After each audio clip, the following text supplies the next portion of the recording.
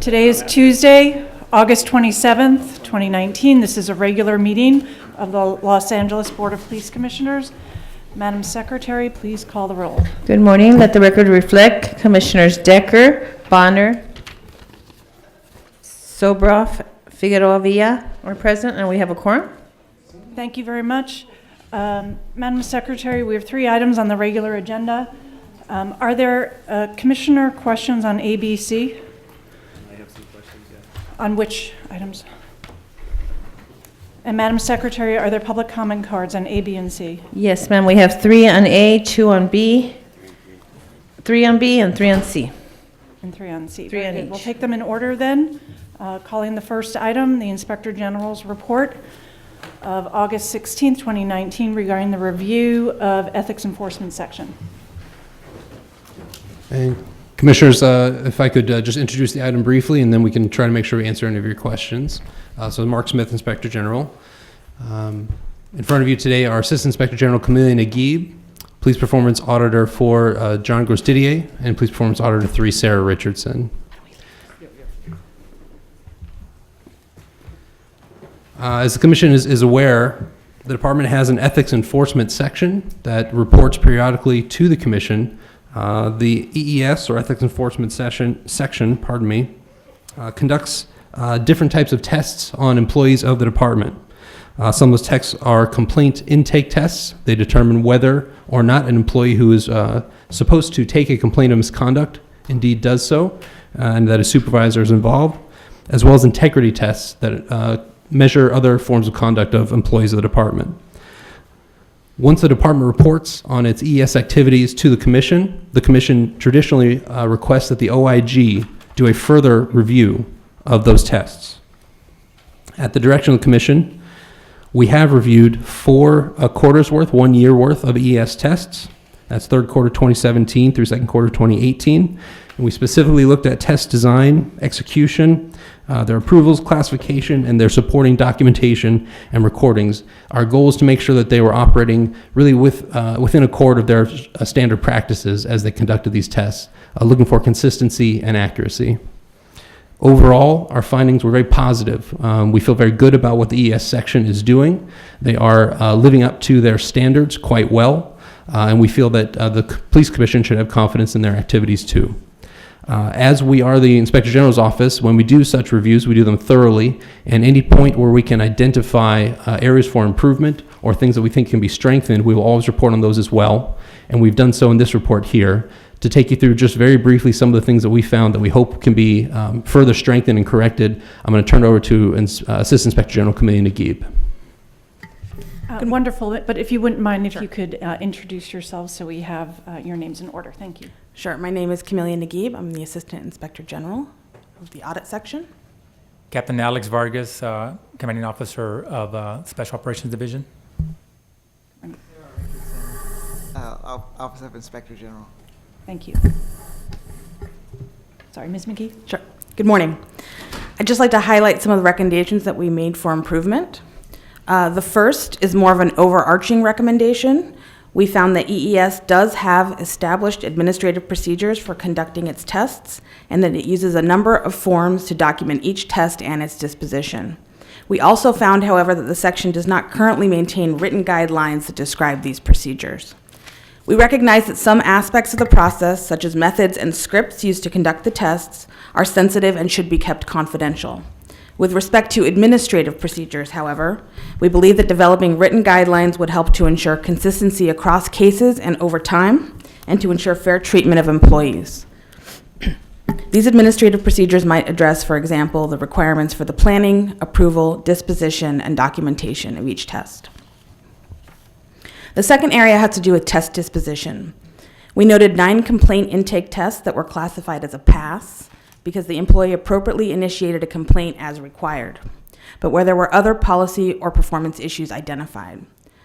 The department has a classification called Pass with Comments to Command, which we believe would have been a more appropriate classification for these 9 tests. We also made a recommendation that any such issues, as well as associated communications to the officer's command, be documented and retained in the file. Next, we identified 2 cases that involved the use of special funds.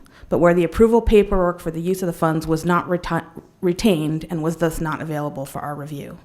As such, we recommend that these approval documents be retained in the file for every case involving these funds. We also identified 9 cases where an audio recording could not be played due to a technical issue, which meant that we were unable to review the test recording. And we recommend that EES verify that all of the recordings retained as a part of each test are playable, and that any technical issues that prevent a media file from being played be identified and explained in the record. Finally, we noted files for 9 specific integrity tests that did not include a copy of the employee's Teams 2 complaint history. A review of this history is required prior to the initiation of a specific integrity test, but we were unable to verify that this occurred in these 9 cases. We recommend that EES ensure that a copy of the complaint history be included in the file for every specific integrity test. We believe that these small changes in practice will help to improve consistency and accountability across EES tests and ensure that issues with officer performance are properly documented and addressed. And with that, I'm happy to answer any questions that you might have. And Commissioners, if I could add just one final thing to close out, there was a piece of information I missed when I did the introduction. Just a quick thing on, quick element on methodology. So over the course of the year that we looked at in this report, there were 137 of these tests in total of both types, complaint intake and integrity tests. 137 were conducted by the EES unit. 5 of those were part of a ongoing series, and so we held those out. We looked at the other 132 tests in total, and that's where our results came from. And so as you heard from Ms. Naguib, the areas where we thought there was, again, a couple of things to improve and shore up were all sort of in the single digits within that universe of 132 tests that we reviewed individually. Very good, thank you. Did any other member of the team want to make introductory remarks? No? Okay. Then we'll turn to questions. I do have a few, and I'll open it up to my colleagues as well. One is procedural, and then one is, the rest are substantive. Procedurally, in terms of the timing, I see it's third quarter 2017, fourth quarter 2017, first and second of 2018. And so it's really for fiscal year 17-18. Is that how your review is being conducted? And now, to be current, you'd be doing fiscal year 18-19?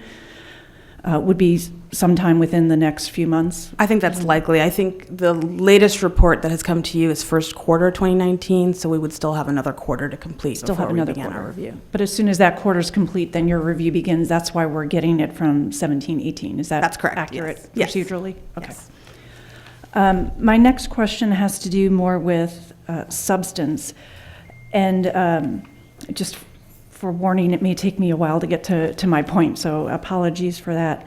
And I should say, as a preliminary matter, I certainly agree with all your recommendations and appreciative that the department is already moving forward in that direction. I would have thought they already had these guidelines in place, but it's important to get them in place. But my substantive question goes to more about how do we know that the tests being conducted are the best way for the department to achieve its goals, for EES to achieve its goals. And what I mean by that is 130 tests were completed within a 1-year period. I have no way of telling if that's a good number, particularly given their resources, or whether it needs improvement, or how they are allocating their resources is the most effective way to achieve their goals. And I note the IG's office was working on their test design, execution, approvals, classification, supporting documentation, and determining whether they were following their own internal rules. But it doesn't really tell us, I think, unless I'm missing something, whether or not, given the resources they have, whether the tests are the most valuable to achieve their goals. And I'm mindful that one of their goals, as EES has stated, and which I'm constantly thinking about when I see their quarterly reports, is they want to create a sense of omnipresence. And I'm not sure how that can be done with 137 tests, understanding some of them take time. And I understand they have limited resources, but I'm interested, is there a way we can evaluate whether or not what they are doing is the most effective testing to achieve goals? Commissioners, if I could start to reply to that, and then I'll turn over to Camelia. So these tests were born really out of the consent decree, and then the OIG's review of those tests really followed along from that requirement. Historically, OIG has really treated this as primarily, I think, what I would call a compliance type of audit, and that's what's been conducted here and in the past. And this, President Decker, gets to your earlier question as well. Just to give you a landscape of some of the history, there was a bit of a gap in the reporting on these from the OIG. So when I came to the office, I said I wanted to sort of begin catching us up. And so this is the first report that OIG has presented on this topic in a little while. And we looked back historically, and there are times when the Police Commission has made specific requests that the OIG review these EES audits without necessarily a direction on whether it should be a full year's worth of review, whether it should be just quarter by quarter. And there are other times when those requests did not explicitly get made. And so it's been a little uneven is the point that I'm getting at. Going forward, and with the guidance of how the Commission wants to operate, I'd like to make sure that we maintain consistency as far as the Commission would like us to. And a big part of that is we can expand our review into the quality of the test, the resources being used by the department to see how effective they are, and so on and so forth, if the Commission would like us to going forward. So as you alluded to, yes, this is more of a compliance type of audit and has been historically, but we are poised to shift that at the Commission's direction. Okay, thank you for that, Mr. Smith. And I understand it's more of a compliance audit. And I was wondering why the IG's office would do that as opposed to, say, audit division, other than audit division already having a full complement of work to do over the next year that this commission previously approved. But I think this commission in the coming weeks will review the IG's work for the coming year. And I would say, I think, speaking for myself, certainly if not the whole commission, that having a more substantive review would be helpful, in addition to a compliance review where we know whether, and not to oversimplify it, all the boxes are being checked, whether all the signatures are there. All that's very important to ensure there's accurate record keeping, which also highlights the diligence with which the underlying reports are being done. But I think having a more substantive review to ensure EES and the department are achieving its goals, I think are very important. EES does a very important job of reviewing complaints and ensuring the department is acting in accordance with its rules. So I'd like to be sure that the reviews we do of that are equally substantive. Sure. With that, I'll turn it over to my colleagues. Thank you. Thank you. There's a little bit of overlap, but for my own purposes and benefit, let me just clarify a couple points in my mind. Starting on, I think, the first page, and just as the IG just noted, this was something that grew out of the consent decree, and there's a reference here to one of the purpose, including some other things, is to identify and investigate officers engaging in at-risk behavior. Can you comment briefly on what that might include? I mean, again, so as Commissioner Decker was just asking, one is, looking at whether somebody filled out forms appropriately or something. But share with us a little bit of just what is the scope of at-risk behavior that is potentially the subject of these reviews? Is that something you want to answer?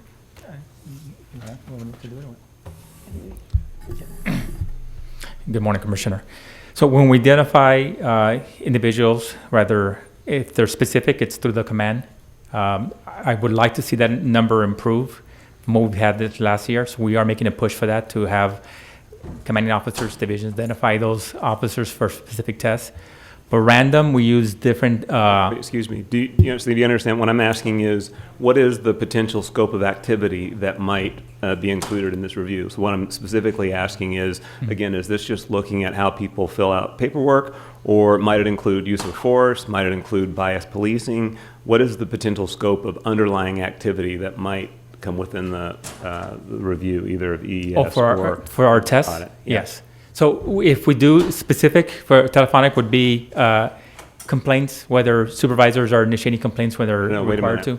It sounds to me like you're about to explain process again. Okay. What I'm asking is, what is the nature of the officer behavior which might potentially become within the scope of this review? You mean for the type of tests we're doing? Or? Yeah, what I'm asking is, again, are you looking at paperwork and compliance, or might one of these also include use of force, bias policing, other types of activity that we express concern about? Yeah, I'm a little confused with what you're asking, sir, but I think what you're saying is the type of tests that we administer, type of the categories that we have. So it would be like we had talked about recently, what would be bias policing, constitutional policing, traffic stops, initiation of complaints, sexual misconduct, discourtesy, neglect of duty. Those are topics that we look for and we focus on and try to cover. Okay. On top of that, we also try to look for trends that we are emerging, either through complaints that we see that are coming through internal affairs that may be coming up, DUI, arrests, neglected duties, sexual misconduct, and we try to identify and make those tests to try to see what any kind of trends that we see are coming up, either through internal affairs or that we see patterns that are emerging through our personnel. Got it. Okay. And then one point, I'm not really sure who to direct this to, but there's a comment that does note, that EES works closely with Internal Affairs Group and other department managers to identify at-risk personnel and behaviors. And then a little further on the page, there's the admonition I think we've heard before that because of the confidentiality of these tests, there's not a lot of detail about the employees or the being tested or the scenarios being used.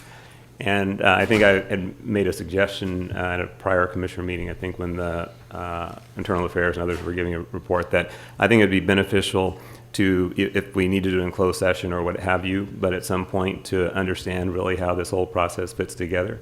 And so that we can move beyond the disclaimer about the confidentiality and the lack of detail and so on, so that we can at least get some sense of what's really, involved in some of these cases. That maybe we're not able to do here in open session, but I would state that for the record. Yeah, and Commissioner, we welcome that opportunity to give you a broader discussion. These are role plays that are done by undercover personnel. They may do it in person or they may do it on a telephone, and they have a set script of actions and behaviors that interact with and on a random basis, specifically identified officers that have been randomized, and on specific investigations, individual officers that have demonstrated at-risk behavior or have caused concerns within the department senior leadership about their professionalism and whether or not they are in fact conducting themselves as expected as members of this department. So each of the scripts that are developed are sensitive, and however, I do believe that it's more than appropriate for a closed session item to give you the level of detail that they go to. They are also written and overseen by the captain and senior leadership within Professional Standards Bureau to ensure that they're fair and that they are balanced and that they serve the objectives, that they're not fishing expeditions, but at the same time that they don't ignore any side information or failure on the part of the officer should the initial test be whether or not the sergeant completes a intake of a complaint as required. But in the course and scope of that, if the sergeant has profanity or is unprofessional or discourteous, then that's a side issue that while it wasn't the intent of the initial call, that would be then investigated and actions taken. But this is not meant to be evasive at all. As articulated on page 2, the integrity tests are both random and specific, and the complaint intake is almost half of our investigations, and that is because historically, what this sprang from nearly 20 years ago, was supervisory personnel within the organization that failed to initiate complaints as required. And that has been one of the most pressing matters that we continue to ensure the public that our efforts are 100%, that if people call and wish to or make an in-person appearance or write a letter or whatever their means of communications, that we're going to initiate an investigation as required. Lastly, this is an area that across American law enforcement we are unique. I'm not aware of any other organization that has these type of investigations involving our own personnel, involving the conduct of our own personnel. So we're kind of in uncharted territory. While we've been here quite a while in doing this, I welcome this review by the Inspector General, its findings to tighten up further some of our administrative processes, and certainly the Commission's insight and interest in the specific areas of how we're serving the objectives of this command are also critical to me to ensure that we enjoy your full support. Yeah, I appreciate that, and I think we want to fully respect the sensitivities around the confidentiality issues, but it'd be beneficial, I think, for us to have really the full picture of how the process works so that we can understand and appreciate it as fully as you are, Chief. A couple other questions. How do we know, in terms of the sample, how do we know also that the sample was equitable in terms of like geographic across bureaus, by rank, things of that nature? We're conscious of that and make an effort of trying to identify the tests we do to hit the spectrum of all the areas that they're required to cover. But also we try to keep it as random as possible when the random tests. So we do have a randomizer that kind of generates of where we go, and we just make it fair, sense of fairness. So one bureau isn't being impacted more than another. So we look at those kind of things. Now you're explaining how you do it. What I'm asking is, how do we, as the commission, how do we know that the sample was equitable? So in other words, unless I missed it, I didn't see anything in the report that really says where any of these cases were, whether they were in South Bureau or any other, or Valley or anywhere else. I didn't see anything that suggested the rank of the officers involved and so on.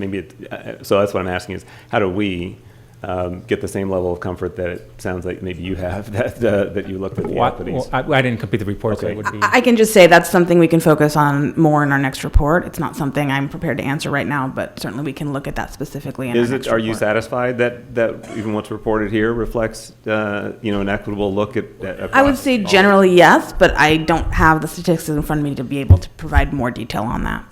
And Commissioner, as you may recall, the actual reports from the department, the quarterly reports, generally contain more of that basic data. And I know I said it before, but our report does sort of focus more on just sort of compliance of the universe that's there, as opposed to a more qualitative look, which again, we're happy and poised to do in the future, of did they really do a good job of making sure that it was geographically distributed correctly, or should they readjust?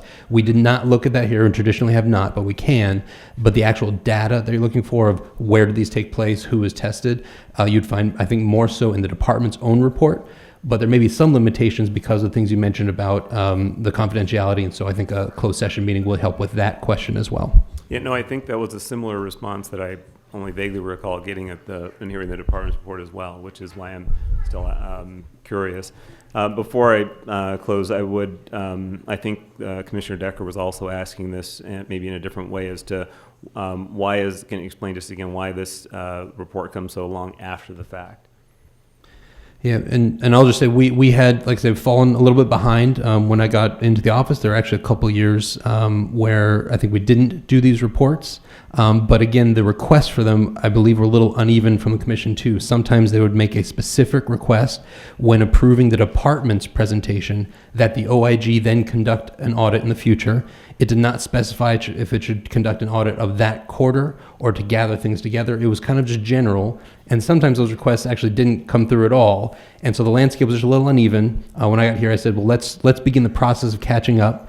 It does take us a little time to go through, as opposed to a sample of the 132 tests that we looked at. We looked at all of them, and so it did take us some time to do that, but we did a year's worth here, which we thought was sort of efficient. We can adjust that too, but that caused some of our delays, that just sort of catching up on a bit of an uneven landscape where there weren't clear requests coming in on a timely basis. Okay. Thank you.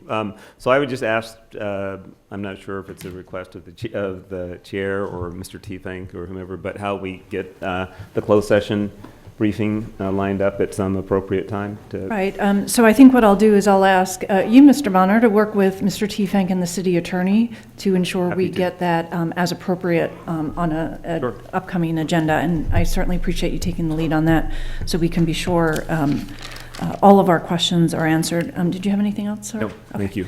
I'm sorry, Commissioner Goldsmith, I think I cut you off. Oh, right that's no there. problem. We all have an opportunity to speak. Appreciate the questions you both asked. I think that pretty much covers it. I would just like to echo the interest in and request for a more qualitative review. And in particular, I mean, understanding that this emerges from the consent decree and addresses issues that were very prevalent at the time and may continue to be issues, but I wonder, in addition to wanting to understand how effectiveness is evaluated and the trends that you're seeing, also whether there are current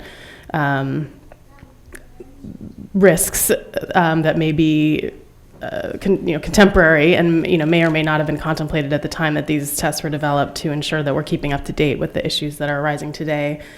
And also interested in, and maybe, I don't know if this fits into the closed session, but just it's part of effectiveness, but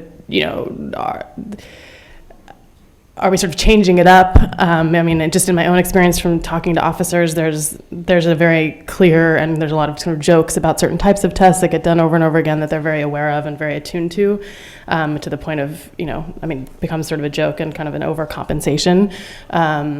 And so just wanting to make sure that the tests are really designed in the most effective way possible, and addressing current issues. Yeah, and we do, ma'am. We meet on a regular basis. Every test that we do, it's brought to my attention. We discuss it. If it's possible to do that test, what resources are required, and then we go and implement it. And then at the end of the test, the results are brought to me, and we discuss it. Whether it's a pass with comments, or a fail. So, and we do change it up. It is something that we look at, and we go like any kind of trends that we see that are coming up through complaints that officers are getting, and that risk behavior that we identify. And I hear the jokes as well, but some of those are old tests. Very good. Any other questions from commissioners? Just an observation. This emanated from the consent decree, as did a number of things.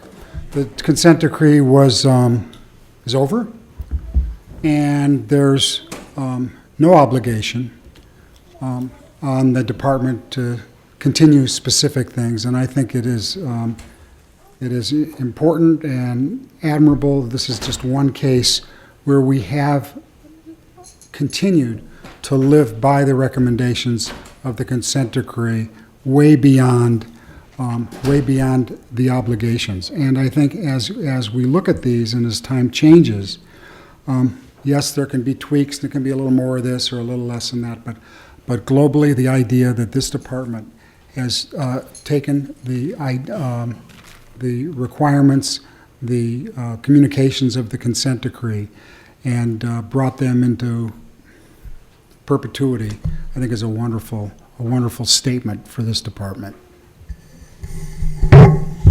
Thank you. Commissioner Figueroa?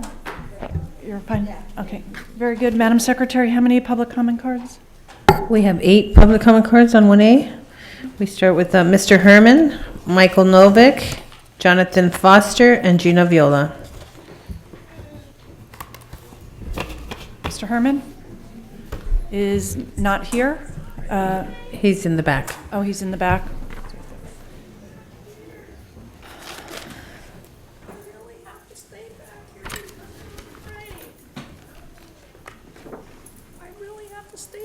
Mrs. Decker. Ms. Decker, for the record, I brought all these forms with all your names on it, so that's for public record and testimony. And I also brought my little Let's Be Friend card, because sometimes people take things out of content. And so it begins. Never in history penalized by test, because we're misinformed by limited resources, by integrity tests. Why such at-risk behavior? Similar to the Costco incident, a man with mental health like myself was potentially a threat and could have been shot. What NIG has done anything right? No offense, I'm only citing 09-505-29, US 395 544 1969, regarding Clarence Brandenburg. So, see, really, if you use the analyst objective-subjective test, you might fish things out in a more appropriate manner instead of making threat behavior allegations. certain people don't have the same type of thinking process as many of you believe you have. And see, when I look at you, it's because I'm not trying to show fear. I just don't know why I look at you. Right, stay on topic. Oh, so the Inspector General's report dated for August 16, 2019, regarding the ethics enforcement sections needs to follow the guidelines of the Threat Management Unit back in the Baltimore Police Department when they were killing people with disabilities. Michael Novick, please. Mr. Novak? Yeah, I'm glad Chief Moore cut a little bit to the chase. The consent decree was the fact that the City of Los Angeles agreed with the Justice Department of the United States that the Los Angeles Police Department was violating the civil and human rights of people in the City of Los Angeles. So that's the basis of the consent decree, and that's what you're testing for. That's why they test complaints, to see whether complaints are being accepted and how people are dealt with. When the County Human Relations Commission of the Fair Housing people test for fair housing compliance, they send matched pairs of couples, black and white.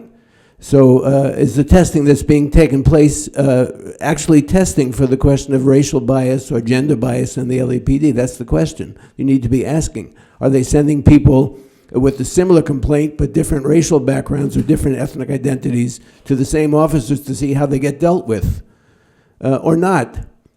The other question is, what happens when you're tested and you fail? Is there, what's, I don't have to go into individual confidential, but are people being penalized within the department when they fail the tests? So you didn't even ask the question. They didn't ask the question. That's the point of a test, is to see if you pass or fail, and then to improve people's practice or not. So it's just outrageous to me how out of touch with reality the commission is, the IG is. You're trying to deal with the fact that you have a department that is in fact challenged constantly by black people in the city, by brown people in the city, about its relations and how it deals with those people. And that's what you're testing for, and that's what you have to ask about. Mr. Foster? Father God, thank you for today, and thank you for your son, Jesus. Quality through continuous improvement, it says up there, but inside corruption is why there was a dissent decree. Kind of too late. So many lies have gone down already. There's no way to investigate them. To identify officers engaging in at-risk behavior, like shooting the unarmed, not having head-to-toe body armor, which would take care of that problems, having net guns, you still don't have the net guns. Who discouraged the filing of a complaint or failed to report misconducts? When one officer had a body cam, he tried to plant cocaine on a black guy, vehicle pullover. The officers covered it up. When they beat Rodney King, everyone sided with everybody up. In here, you got commissioners siding with each other, and they violate speakers' rights. The misconduct categories: unauthorized force. You don't have the body armor, you don't have the netting, and you don't send out 6 to 8 officer teams. I've been over this. Review results. Does not have written guidelines codifying protocols. And that's how you get away with killing people. That's how you hurt people, okay? And this still goes on. In recommendations, number 5, and then number 5, all recordings retained are playable.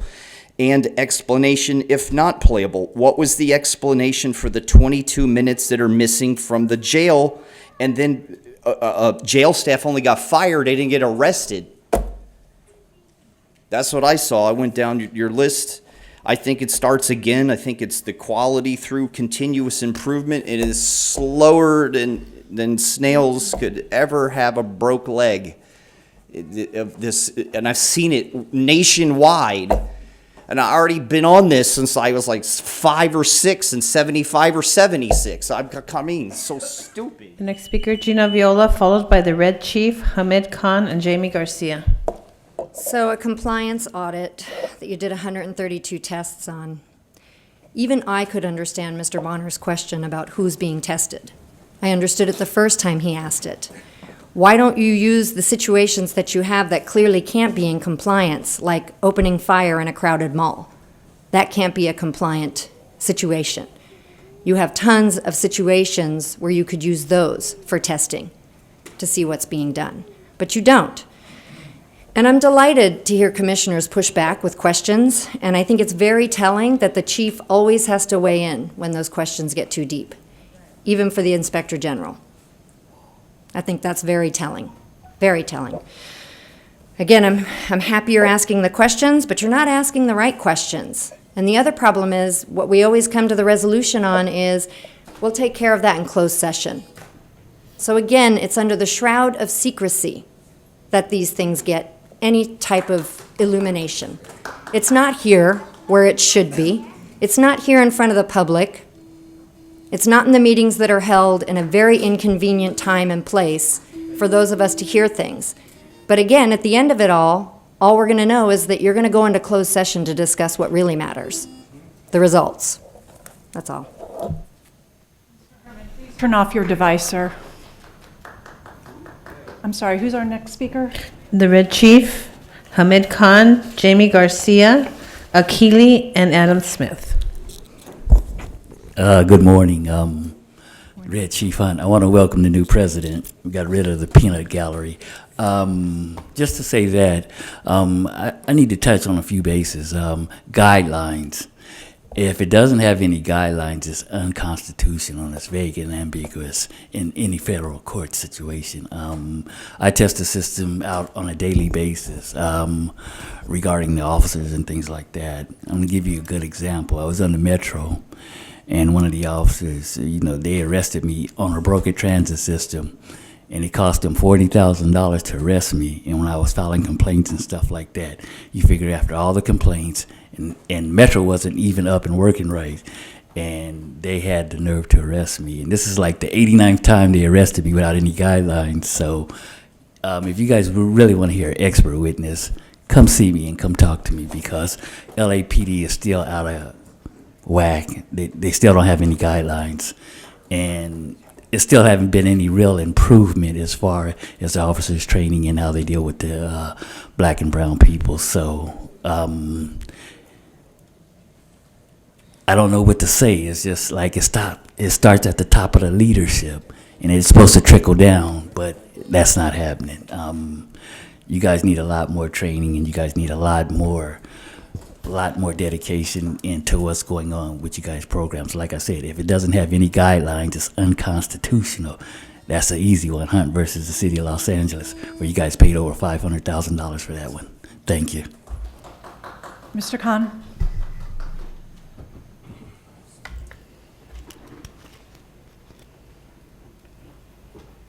This is one of the most twisted logic, this conversation that we just heard about LAPD ethics, integrity. Now, one can argue there may be some dissonance over here, but dissonance is also a soft way, because, we have to look at the intent. Well, when the intent is to conspire, when the intent is to lie, when the intent is to cause harm, then this whole terminology of ethics and this language of integrity, it really becomes a joke.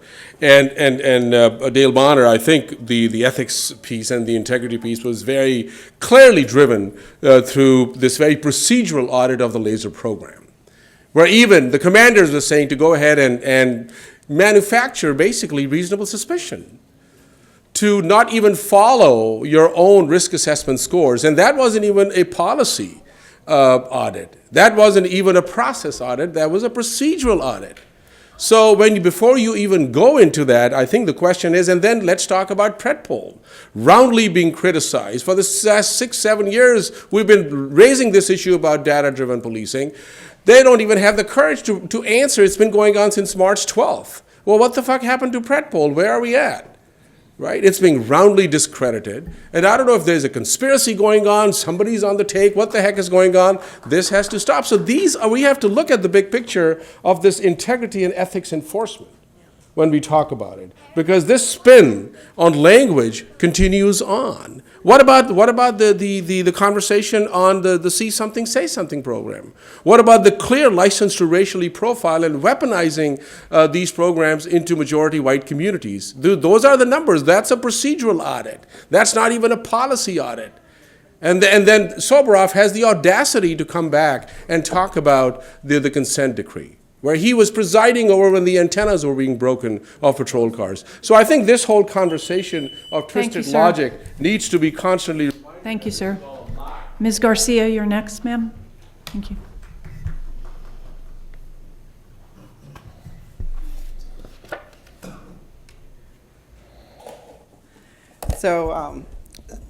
So I too, find this whole ethics commission type facade and exercise that's happening really, unnecessary and unproductive and doing nothing to protect Angelenos. And just kind of lifting off of what Hamid Khan was saying, when we look at the laser program and we look at PredPol, what did you really do for the community in your testing, right? In testing to see if LAPD was actually ethically doing what it's supposed to do, right? So let's review laser. Commanders were signing off on chronic offenders with no risk assessment being done. Commanders were telling officers to fabricate reasonable suspicion. Laser was in effect for 10 years. And this was happening. Still can't produce how laser zones are created. Still can't produce how laser zones are created. It still can't tell us how anchor points are selected. And this is how you partner with the city to remove people from land using the nuisance abatement. So what are you really doing for us? 10 years, and you've been doing these ethic, trials and tests, and we're getting fucked over. You have done nothing. This is a facade. This isn't really anything, and you're still accountable. We're still waiting for you to come back and tell us what you did to the community. You had to actually cancel a program because this was being rolled out just on the basis of how your officers wanted to target communities, and you still can't produce how these things are manifested. How are anchor points selected? You still can't produce the policy or procedure because it was how you wanted to. It was who you wanted to target. There is no science behind it. PredPol, let's talk about PredPol. You couldn't even audit PredPol because the way that they were monitoring dosage was completely inaccurate. So what does your ethics do for us? Nothing. 10 years and you guys couldn't find anything. So don't come up here and talk about your procedural layout and act like it's done anything. Thank you, Ms. Garcia.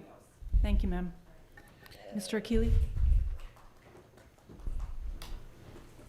I wish I could give you my time. Because whatever I have to say, you just said. This is the concept of ethics and this department is an oxymoron. And the reason that it was done and the result of the consent decree, because there was rampant corruption. It didn't happen because some people woke up one day and said, you know what, we need a more ethical department. It happened because the Department of Justice investigated this department and found rampant corruption. And so for you all to run through some tests that aren't transparent, that don't touch people here, and you have a complaint process that is an utter joke in our community, it only reinforced the reason why we don't trust you. That why there is rampant distrust in our community. So for you to talk about ethics as if somehow or another this is an enlightenment that you came to, it was forced on you. You didn't come to this on some kind of, well, we need to take a look at our ethics. No. And this test that you have been procedurally doing doesn't address it. Ethics comes from when you demonstrate trust, relationship, and some degree of accountability that you all have not exacted at all. The fact that you all have determined out of policy police action and nothing has been done. That's why this ethics problem is rampant in this department. You all sit there as commissioners. You make decisions, but then nothing happens. So from our vantage point, you're not accountable, you're not responsible, and you continue to kill us. That's the poor ethics that you have. Mr. Smith?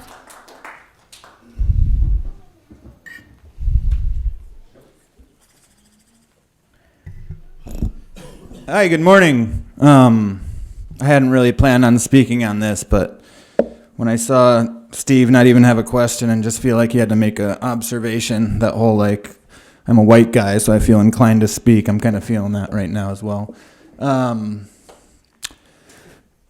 So it's just funny that Steve brings up the consent decree and talking about admiration for keeping this type of thing going when, like Hamid said, you know, Steve knew about people in South Bureau tampering with their antennas and their in-car video systems for over a year and didn't say anything when he was on this police commission. So it kind of tells you what ethics means up on the police commission.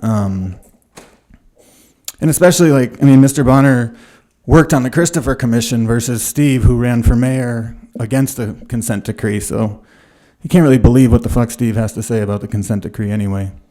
And just to bring up, you know, all of these audits, it's worth always saying, anytime there's a complaint audit, anytime there's an audit on anything, 0 come back sustained. So all these audits can be done, but there's really no ethics if they're all coming back sustained, like if you're not believing anybody in the community. So. Thank you, sir. Is there a motion with respect to item 1A? To approve the Inspector General's report? Motion and second. All in favor? Aye. Aye. 5-0. Any opposition? No. 5-0. It passes. The next item, item 1B, the department's report relative to the approval of a request for proposal for security guard services. Are there questions from the commissioners? No questions from me. No. I have. Did you want to go first? Who's from the department is here on the RFP, please? If you could come forward, please, so we could proceed.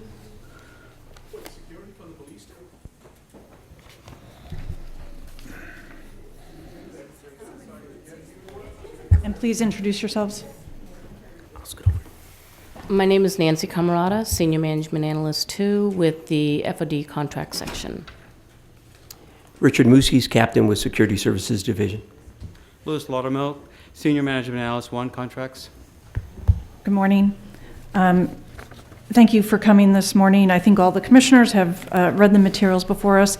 I don't think any introductory remarks are needed. I would just ask a few questions. It's before us, I assume, because also the city attorney's office has been involved in the development of this RFP, and it meets all the city standards. Is that correct? Absolutely. Okay.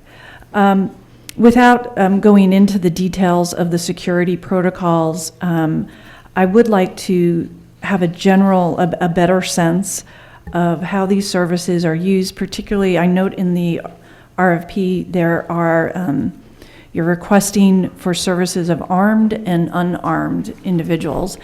And I'd like to know specifically with respect to armed individuals on whether, what's the oversight on any use of force that may happen from those individuals? Do they come to this board, or is there a different process that's used for contract services? I'll explain that, Commissioner President.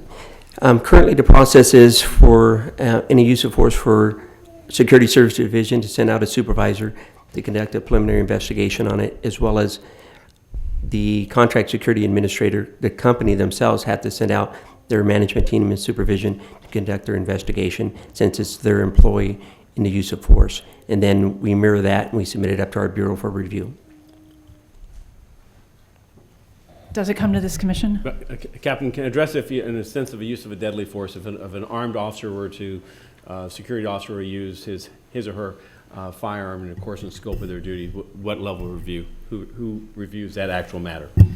That actual matter would go to Force Investigation Division in conjunction with the department's protocols we have in place for that. Yes. Including coming to this commission? Yes? Yes. Okay, thank you. That's what I wanted to be clear about. And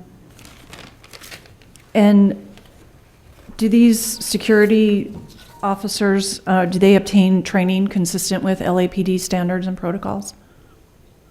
They follow the state standards that's set by the State Consumer Affairs and in compliance with the contract that we have in place as well. They don't receive training from the Los Angeles Police Department, no ma'am. I understand they come already with training and experience, presumably, but do they attend training with the department once the contract is in place, or no? The only training they have is regarding their post orders, their duties and responsibilities. Okay. Commissioner Bonner, you had questions?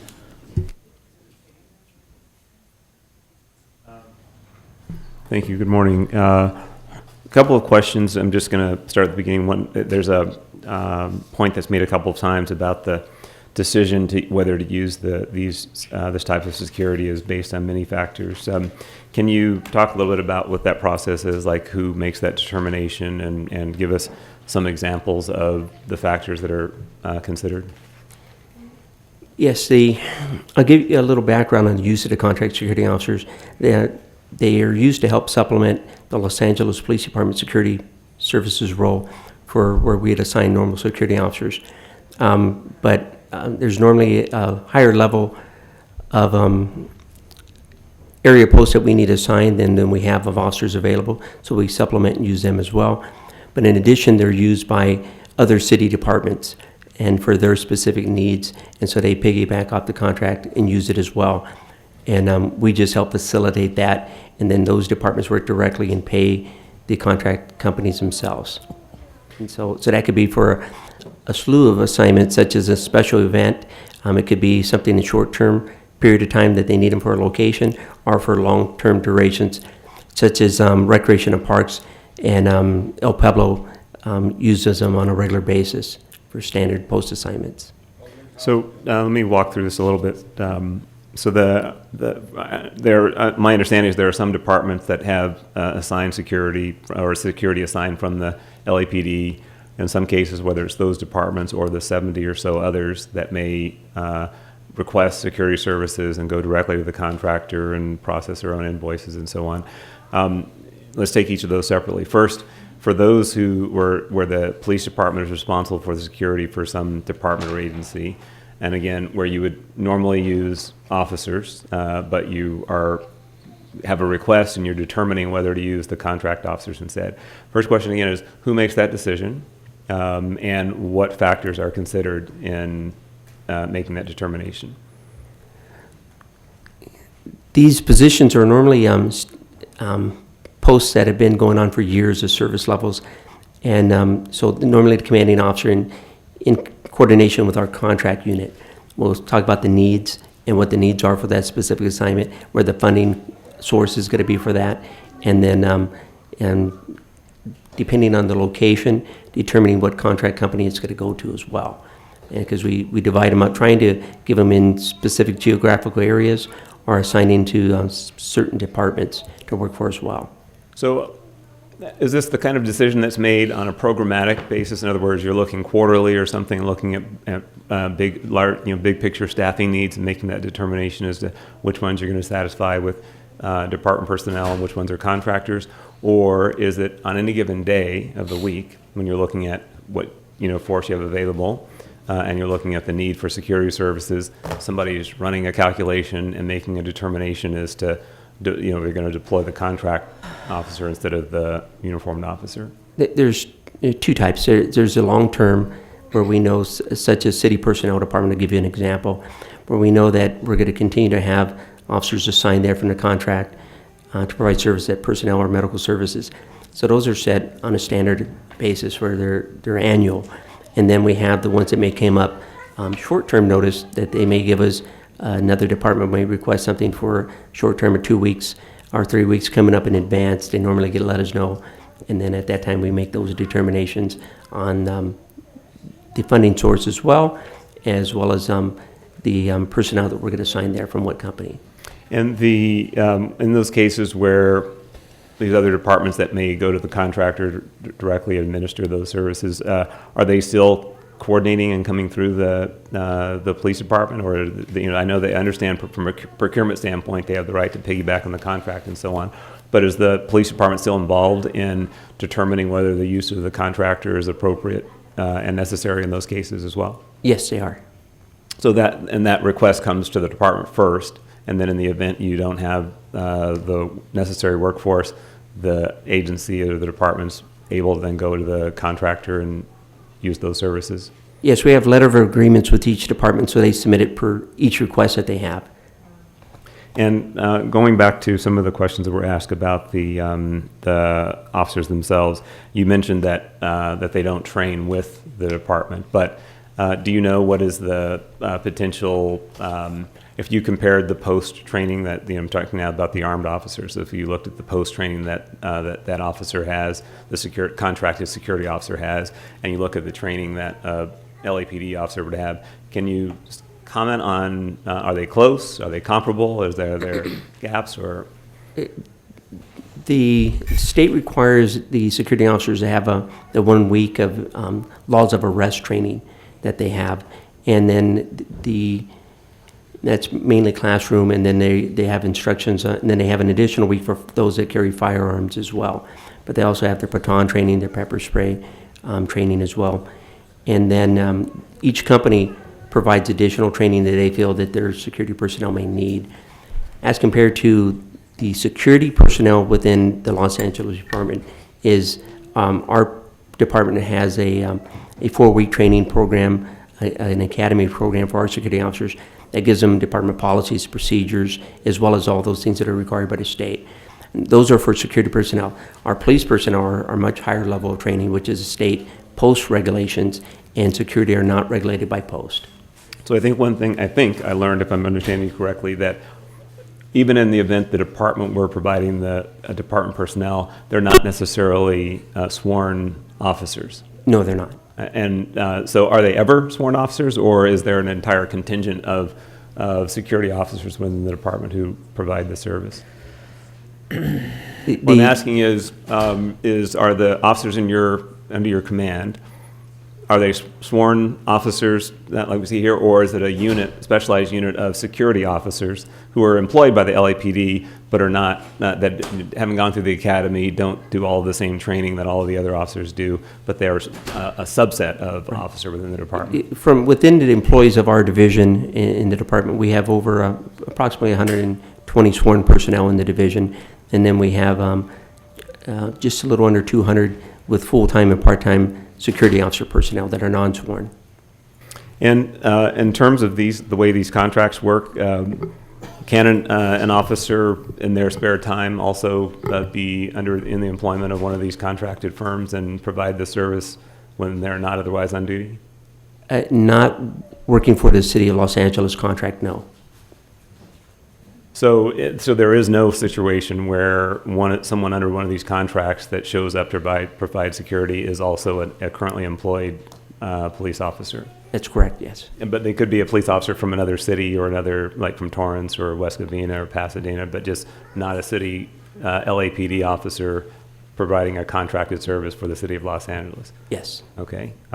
And in terms of going back to the question about training and so on, when we think, and I'm reflecting on a couple of incidents very recently. We had the active shooter situation where there was a security guard at a bar that was very instrumental in saving lives. You had another situation we saw here recently with some private securities in a bar that were approaching a situation in a way that might have been different than how the department would handle it. My question is, when we think about de-escalation and our use of force policies and those kind of things, how much of that does actually apply then to someone that's dispatched to a location under the aegis of the LAPD to provide the security service? Are they also showing up, or do we have the same level of confidence that they are approaching those situations with the same sensitivities around these policies, or are they operating under a different standard? The use of contract security officers that we're referring to, they're in a position to observe a report, but also take immediate action if they need to. But and the private contract companies do provide training to their staff on de-escalation as well. But on the majority of times when they do have an incident, their requirement is to notify and request a division personnel to respond with the black and white. So it's it sounds to me like a lighter version of so in staying with de-escalation, we're not expecting them to approach it and apply the same standard the way that we would apply to an LAPD officer. they're aware of and trained on de-escalation, but they're more likely to call in an officer as opposed to taking control of the incident themselves. Is that reasonably true? That's correct. Their requirement is to notify our watch commander when they have a situation or an incident on hand, and we'll ensure that a unit is dispatched. The other case, they do have their radios to request the assistance as well. Some of those locations have our division radios at their sites, so they could request over the radio and have a black and white dispatch. And what about things like implicit bias, just the full range of things that an LAPD officer is trained on? Does that also pass through to these officers? No, that's not. Is there a determination when you do the contract requirements and set forward the requirements for the companies that may compete for this work? Does the department have control over what standards you choose to pass through, or do you just get to choose the post requirements and that's what you're required to pass through by contract? We have mainly we're trying to stay within the state guidelines for the use of contract companies, and then specifically we work towards the uniforms, the duties to post, and the billing factor as well. But what I'm getting at here is that we could, I'm not suggesting this today, but we could, as a commission, for example, decide that in this or a future RFP, that we want the contractor to demonstrate a certain level of training and awareness across the board of implicit bias, use of force, de-escalation, all of the things that we look for in an LAPD officer. Could we pass that through by contract, or are we simply constrained by the post requirements? Yes, we could. We could. Okay, great. Last question. In terms of last set of questions, the utilization. There's a reference here to the Fiscal Operations Division having determined that there's funding available and so on. Just put in context, how much do we rely on the outside contractors versus the Security Services Division? What's the historical use been? How much normally is spent in these services? Do we know? I apologize, Commissioner. I didn't bring the cost breakdown on the actual cost, but averagely It's in the millions. I think it's like $3 million. approximately $3 million a year from the department's position, only from LAPDs. And just putting that into context, is that we use the service a lot, or is it a rare thing, or how much is it built into the broader program?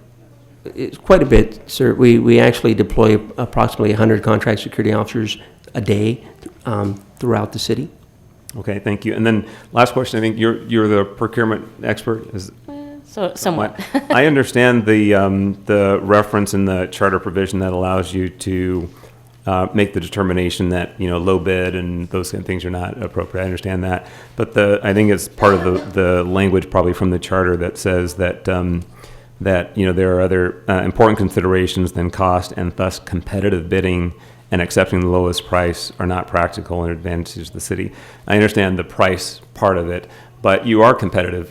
This is a competitive process, right? Absolutely. Okay. So even though you've made this determination, I'm just making sure you're not sole sourcing the contract to the same set of firms or anything. You are actually and competitively bidding. And what are the variations do you normally see when you're reviewing deciding to award a contract? Is it a variation on price? Is it a variation on qualifications, or what do you typically see in distinguishing one firm from the other? In the case, part of it is done by the contract section. We look at their compliance with the ordinances, and did they check all the boxes? Did they submit all the forms that they needed to? Is everything signed? Are they in compliance with everything? We set a fee of what we will pay the contractors. They all get the same amount across the board.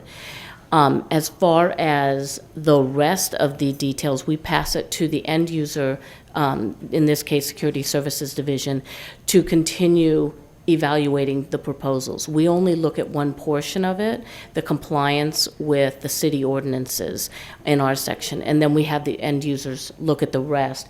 And I know that you have, the captain has many people, at least 3 or 4, that look at every proposal that is received, and then they vet them. They check out their compliance with, are they do they have uniforms? Do they have the sufficient staff? And do you have any other details as to what they look at?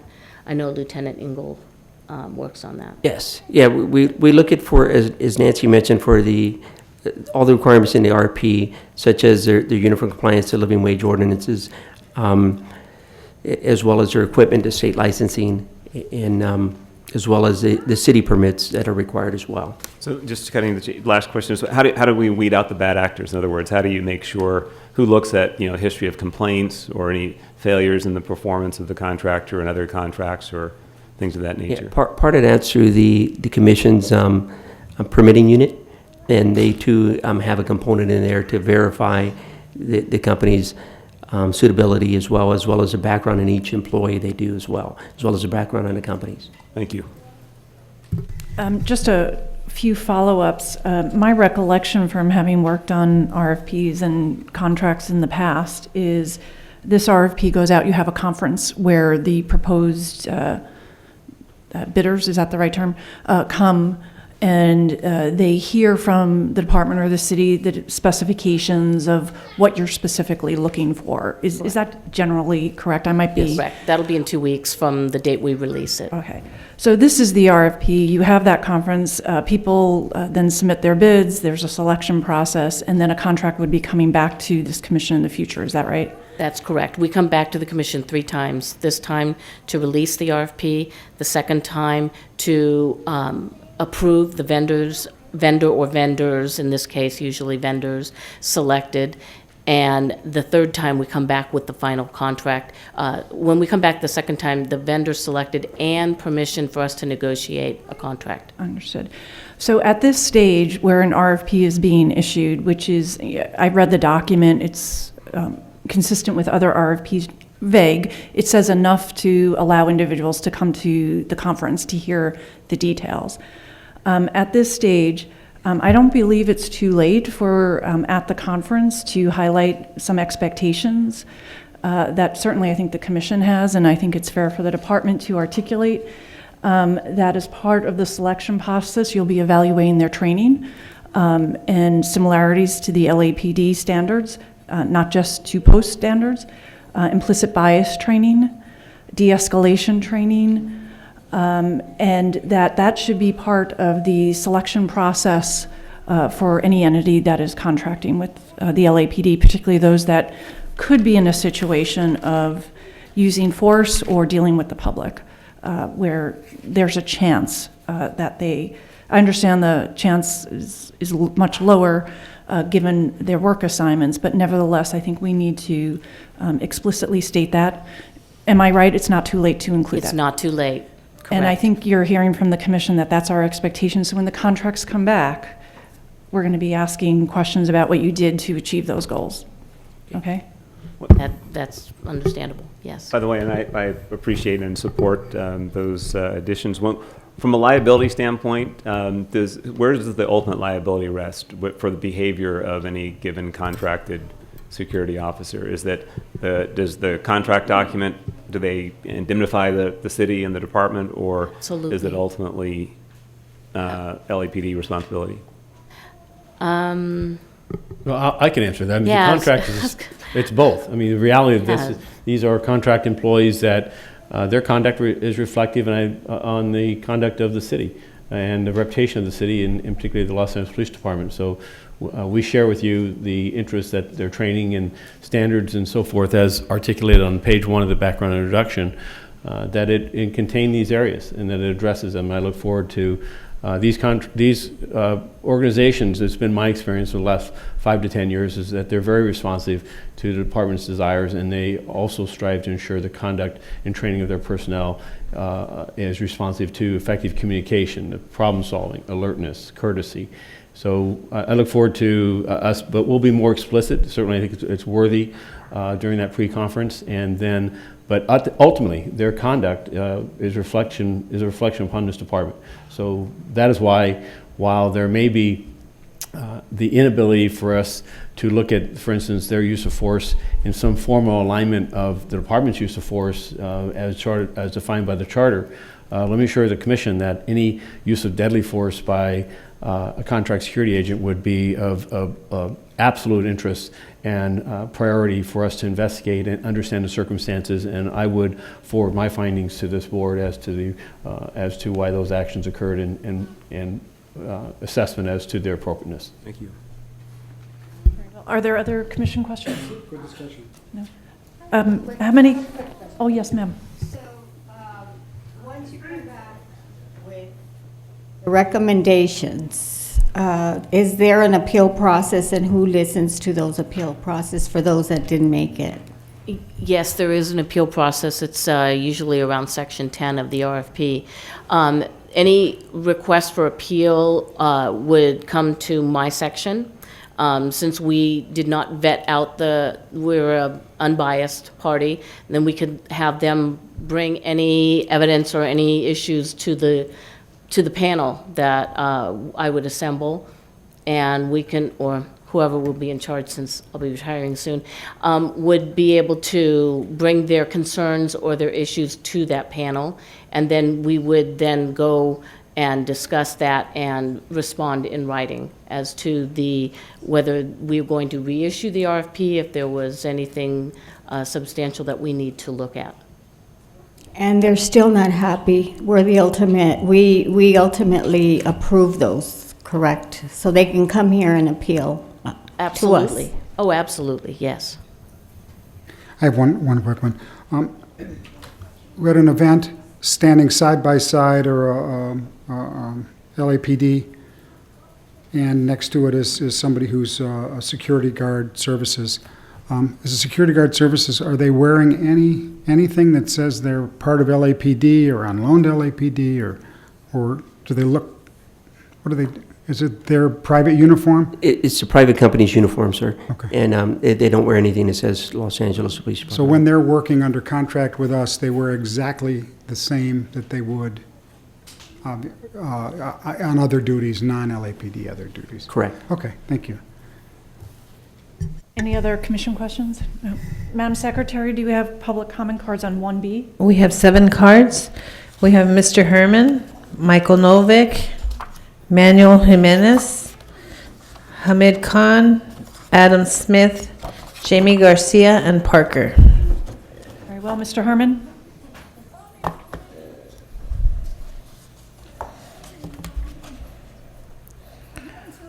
Please don't shoot. Oh, for the record, for the second time, I'm turning in these papers for this commission. So now that my family pictures are up, and observing the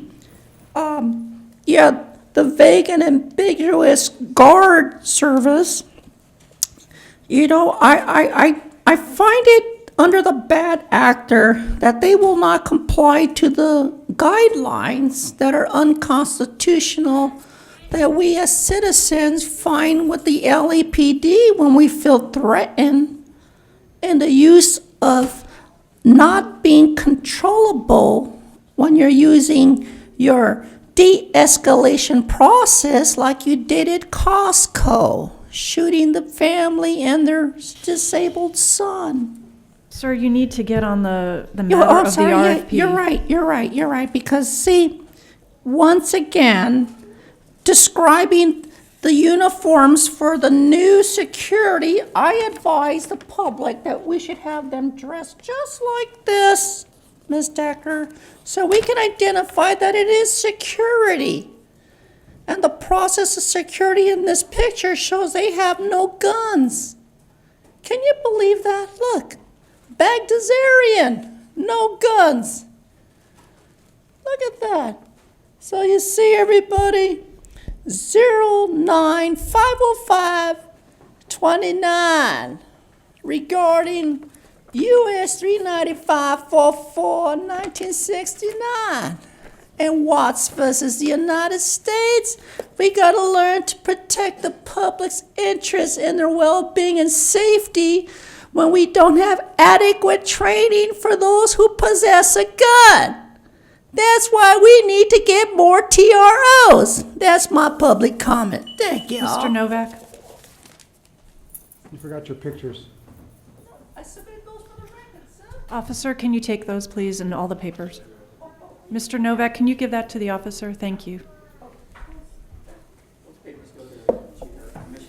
Thank you. Yeah, it's Novik, ICK.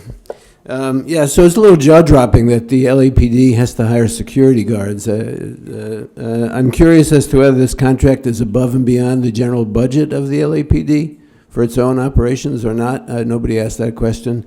The officer said that the various departments of the city piggyback on this contract, and I'm curious if they're piggybacking on the piggy bank or what.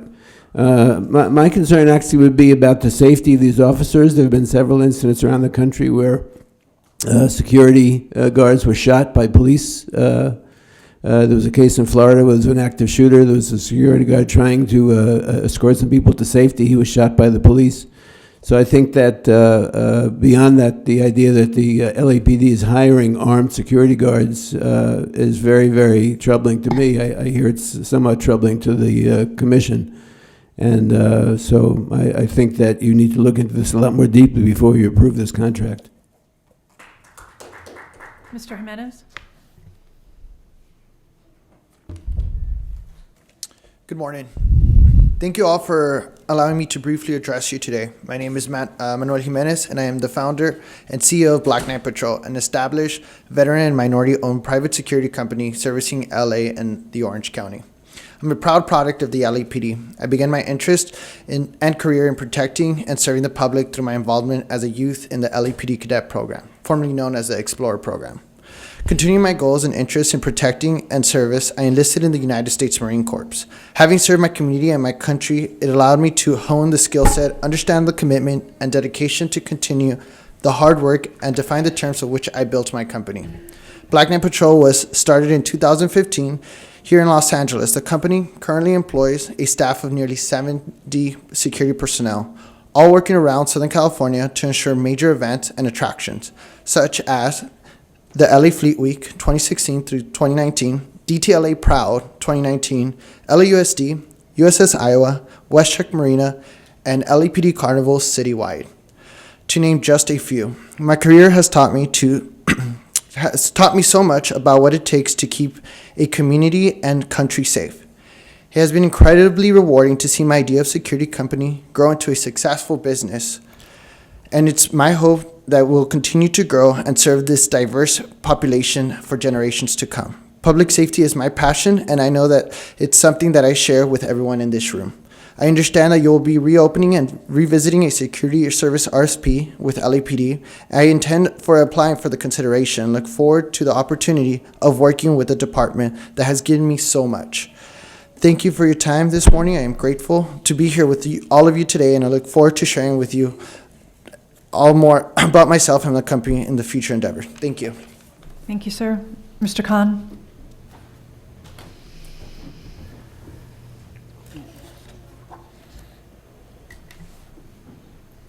This is a major consolidation of counterinsurgency operations and the police state. As I'm sitting there listening to this conversation, I'm thinking of Tiger Swan and Blackwater and G4X and GEO and CCA, and you can name all the acronyms and keep on talking about private security firms. And it's interesting, that even incidents that continue to happen, that the immunity that is there for private corporations and private companies, that's the first question that comes to our mind, that we were able to expose all the corruption and violence of Laser by filing public records.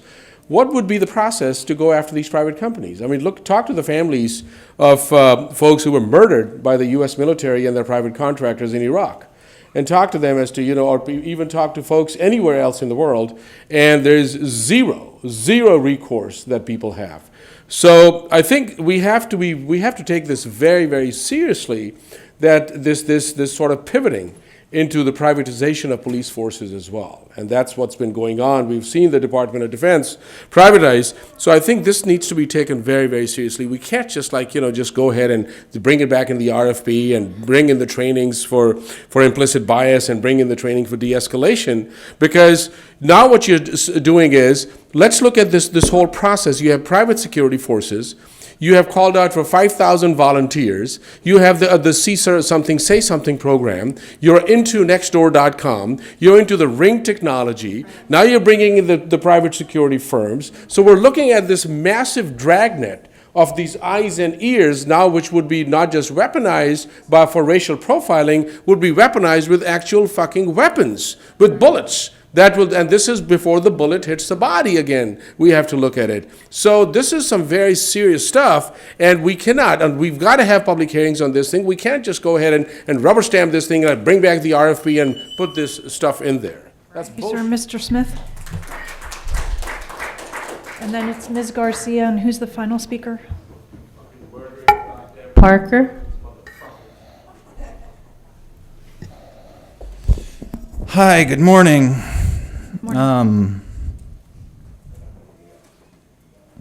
It's funny that Hamid brought up all of those companies, because I think as recent as 2012, LAPD had a contract with G4S for private security. So I know that Ms. Decker and Mr. Bonner asked some questions. I was kind of getting yelled at in my ear, but a couple things that stood out was the captain saying that a state requires 2 weeks of training. One of those is in the classroom and one of them is firearms. And since these aren't sworn officers, I know the chief said that if a use of force happened, he would bring the LAPD investigation to the police commission, but will a shooting, how does the police commission deal with that? What's the actual oversight if a private security officer that's patrolling a park or public housing with a gun shoots a kid? I'm glad that the LAPD is not training them, but that doesn't make me feel better in terms of having more armed people pretending to be cops. Yeah, the captain said these officers are trained to take action if they need to. Those were his words.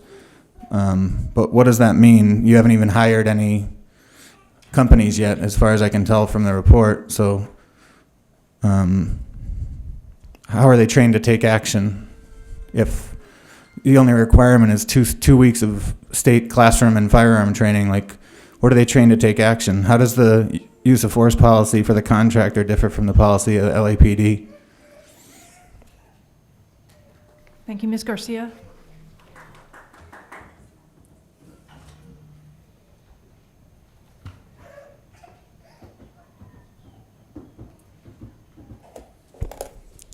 So this all really reminds me of just, being a nurse and having a registry. You bring in a nurse and they come in and they do this job. And just so you know, it's really a destabilizing component of nursing. When you bring someone in that doesn't know the community, that doesn't know the doctors, that doesn't know, how the hospital works, it's actually really ineffective. And it's a demonstration of how, at least for us, the resources we need that you continually suck away from us, that we need to have in order to maintain stability, right? So this is really an ineffective and inefficient and probably very dangerous thing to do. So, just kind of making that correlation, but just to demonstrate how fucked up this is. But now we have freelancing cops, because I think you made a good point where not only do you have cops on duty, but now they want to make an extra buck, right? So they go and I'm going to freelance at LAPD and, make a few dollars. And so I start thinking about the levels of, aggressive violence and just stuff that's building up. I'm like, oh, these guys are going to really just pull the trigger because, the stress of carrying a gun around and using violent force on people and then being in another situation where you've kind of overworked yourself maybe, because we didn't even talk about how many hours can they officially be on duty if they're freelancing, right? But lastly, I wanted to kind of expose the facade of neighborhood policing, because none of you asked this question about what do you mean they're going to be deployed in Pueblo del Rio, right? Community Safety Partnership is supposed to be there, particularly because you guys claim that you want to make these relationships with the communities, but it seems like you're going to bring in people from all over LA County to come in and freelance in these areas. So that's just what I really wanted to get at, is what a fake thing this is with neighborhood policing. But lastly, Shane, let's just add to this, right? So you have the concentration camps at the borders that are privately funded. You have the private prisons, and now you have private officers. And you're probably going to vote Ms. yes Garcia. because you like this Thank you, ma'am. privatization.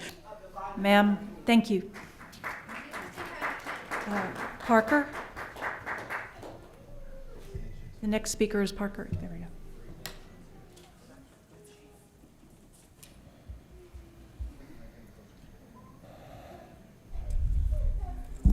Okay, so currently I have knots in my stomach. I'm literally sick listening to this. Like, I feel like I could throw up. So what you guys are telling us is that you're gonna deploy contract killers into our community who's gonna work side by side with police officers. Police are trained to talk people into handcuffs. Private securities are gonna be trained to kill.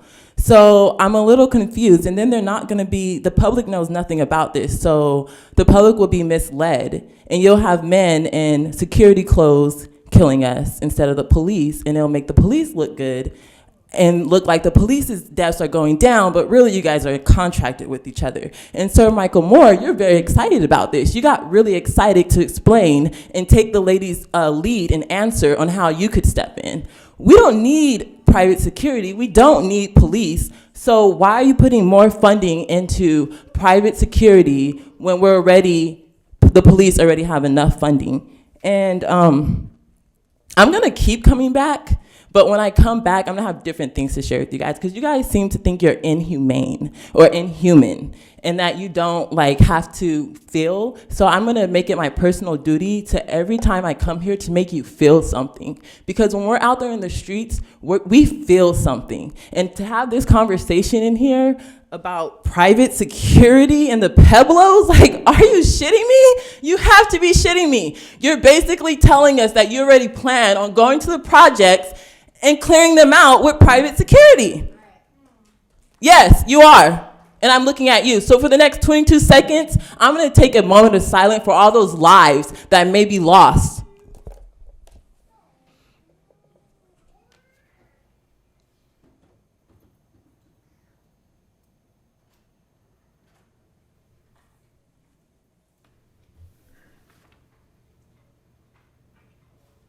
It's despicable.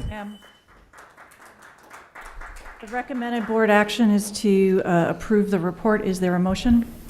Actually, I think there were a number of questions raised and requests for additional information and reports back. Could we just summarize what that was? In other words, the motion should be subject to the additional points that you had made. Yes, I think that was accepted by the department, correct? Did I understand that correctly? That's correct. And you understand our expectation when you return is that we're going to ask questions on what we said. So if it's not followed, obviously you'll be addressing that at that time. Correct, yeah. Those additional items will be brought up at the pre-proposal conference. Right, that was my understanding. Yeah. Thank you. Okay. So the motion or the recommended board action is to approve the report with that amendment. Is there a motion? So moved. And is there a second? Second. All in favor? Aye. Aye. Aye. It passes 5-0. Thank you. The next item on the agenda is item C. This is relative to the grant application and award on traffic enforcement. Thank you all for selective traffic enforcement program. Are there questions from the commission on the grant? No. Any other questions? This one. Commissioner Figueroa, anything? No? Commissioner Bonner then. Morning. Morning, sir. Yeah, my question really is under item A, the request is to authorize the chief or his designee to retroactively apply for. Can you explain just that part of it? We're retroactively applying for the $5 million, but it is to cover a period of October 19 to September 20th. So just what's the retroactivity element of it? The retroactive piece is the application for the grant, which has already been submitted. The grant would be awarded October 1st, which is the federal fiscal year. So we're asking the commission to approve a retroactive application and then subsequent awarding of the grant. Got it. Thank you. Are there any public comment cards on 1C? We have three. We have Mr. Herman, Michael Novick, and Jonathan Foster. Very well, Mr. Herman. Please start the clock for Mr. Herman.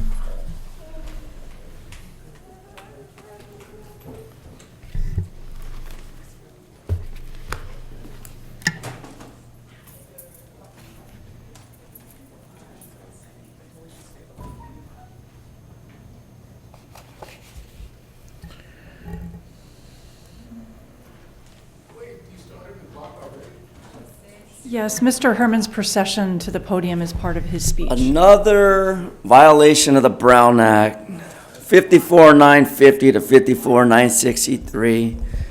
Retaliation, it never stops. Retaliation never stops, and you're asking for $5 million to select traffic enforcement. When I was up in Pasadena last night till 11 o'clock, I told that goddamn fool up there, why would you spend money to have people like us want to ride our bikes or commute near traffic when it's unsafe? And Mr. Steve Madison said because these two retarded individuals don't understand the circumstance. No, we do, Mr. Bonner. We do.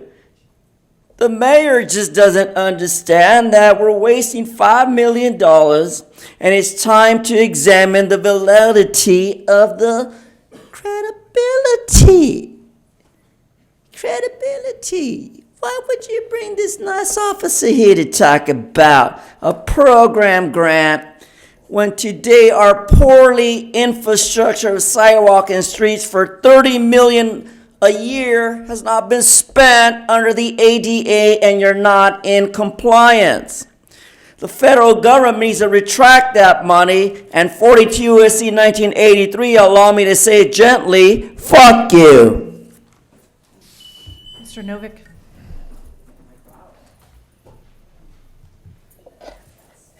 Every action that the board has been taking today makes it clearer and clearer to me why you meet in the morning inside the LA Police Department headquarters and not out in the community in the evenings when the public can be aware of what you're doing. The idea that you would now retroactively approve a grant that was already submitted without authorization and approved and is about to take effect in October is unbelievable to me. I mean, how can you, a self-respecting commissioner, even countenance such an idea that retroactively, if this was a grant that required approval of the commission, they should have requested approval of the commission before they filed the grant.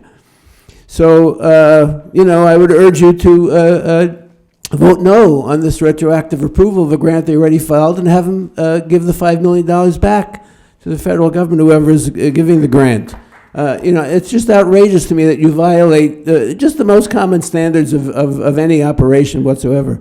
And I will say that on the question of selective traffic enforcement, LAPD is notorious for its selective traffic enforcement, known as racial profiling. The Metropolitan Division, unbelievable, and every other division of the LAPD has outrageous statistics on the fact that black people in particular are disproportionately ticketed and stopped by the LAPD. So if you get a grant on selective traffic enforcement, it should be for a grant to eliminate the selective traffic enforcement and racial profiling by the LAPD. And if this grant is not for that purpose, I think you should reject it.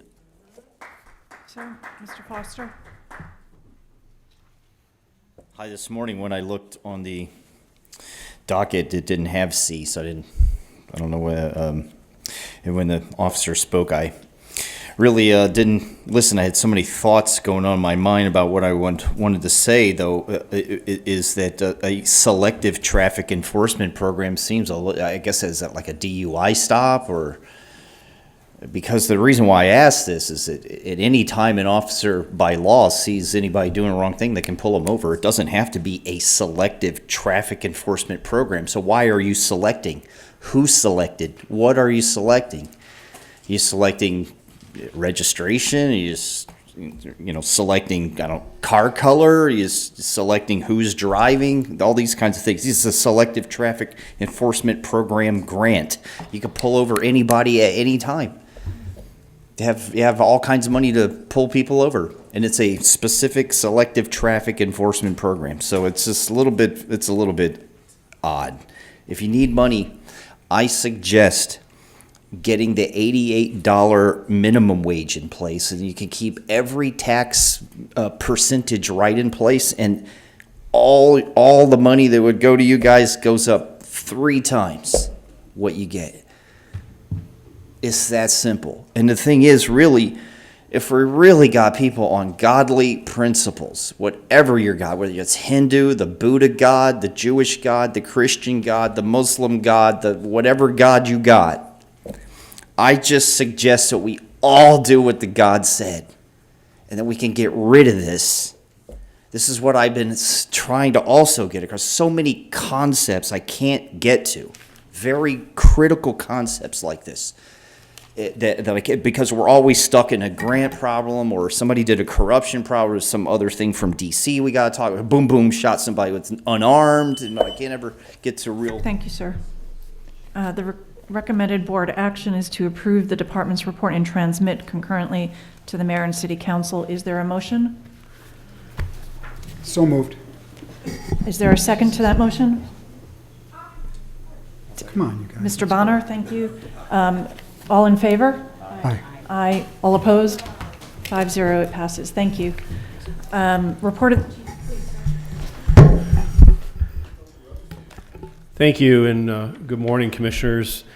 Regarding significant events for this last week period, this last Tuesday, I appreciate Assistant Chief Bob Arcos attending in my stead here at the dais as I attended the funeral for CHP officer Andre Moya in Riverside, along with a number of other command staff officers and rank and file from LAPD in honor of his service and sacrifice.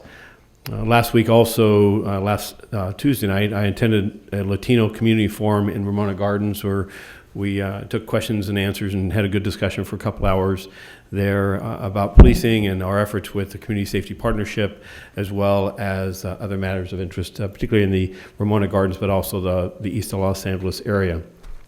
Last Thursday, I attended the new civilian employee orientations, the second one that we've had with my appointment as chief, and it is one of the strategies that we're using in improving employee morale and a sense of inclusion by all members of the organization. It's an opportunity for me to speak with a group, welcome them to the department, reminding them about the values of our organization, and in all candor, expectations of their service. A number of these new hires are individuals that come from other city departments, and others are new to city employment. The department does have more rigorous standards relative to the code of conduct involving civilian employees on this department than perhaps others, and that's one of the important matters. But also critical is for them to feel that they are a member of a 13,000 person organization that is providing public safety throughout Los Angeles, regardless of their role, that each one of them is critical and needed.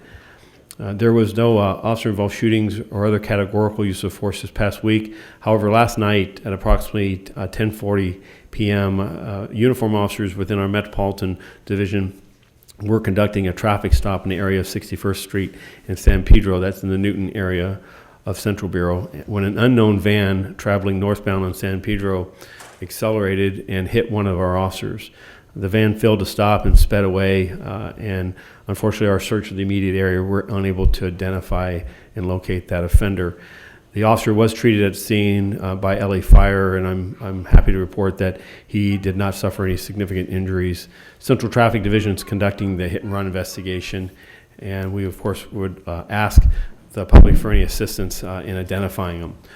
One other matter I want to report of significant interest was this past Friday night at in the evening hours in the 100 block of East 6th Street, which is in the central area of the department, at the Las Perlas Bar. There were a series of patrons that were inside and became involved, it appears, in an argument. Bar employees intervened and asked all involved parties to leave the location. Some of the involved individuals were forcibly removed, and our investigation has learned that they believe that they were treated differently because they were transgender females. The department is conducting a criminal investigation. We are treating this as a hate crime, and our outreach over the weekend with our LGBTQ coordinator, Assistant Chief Beatrice Gamala, we received a great deal of help and assistance from the LGBTQ community, and I'm thankful for that. This investigation is assigned out to Central Division, and I'm receiving daily briefings, and we will continue to investigate this matter.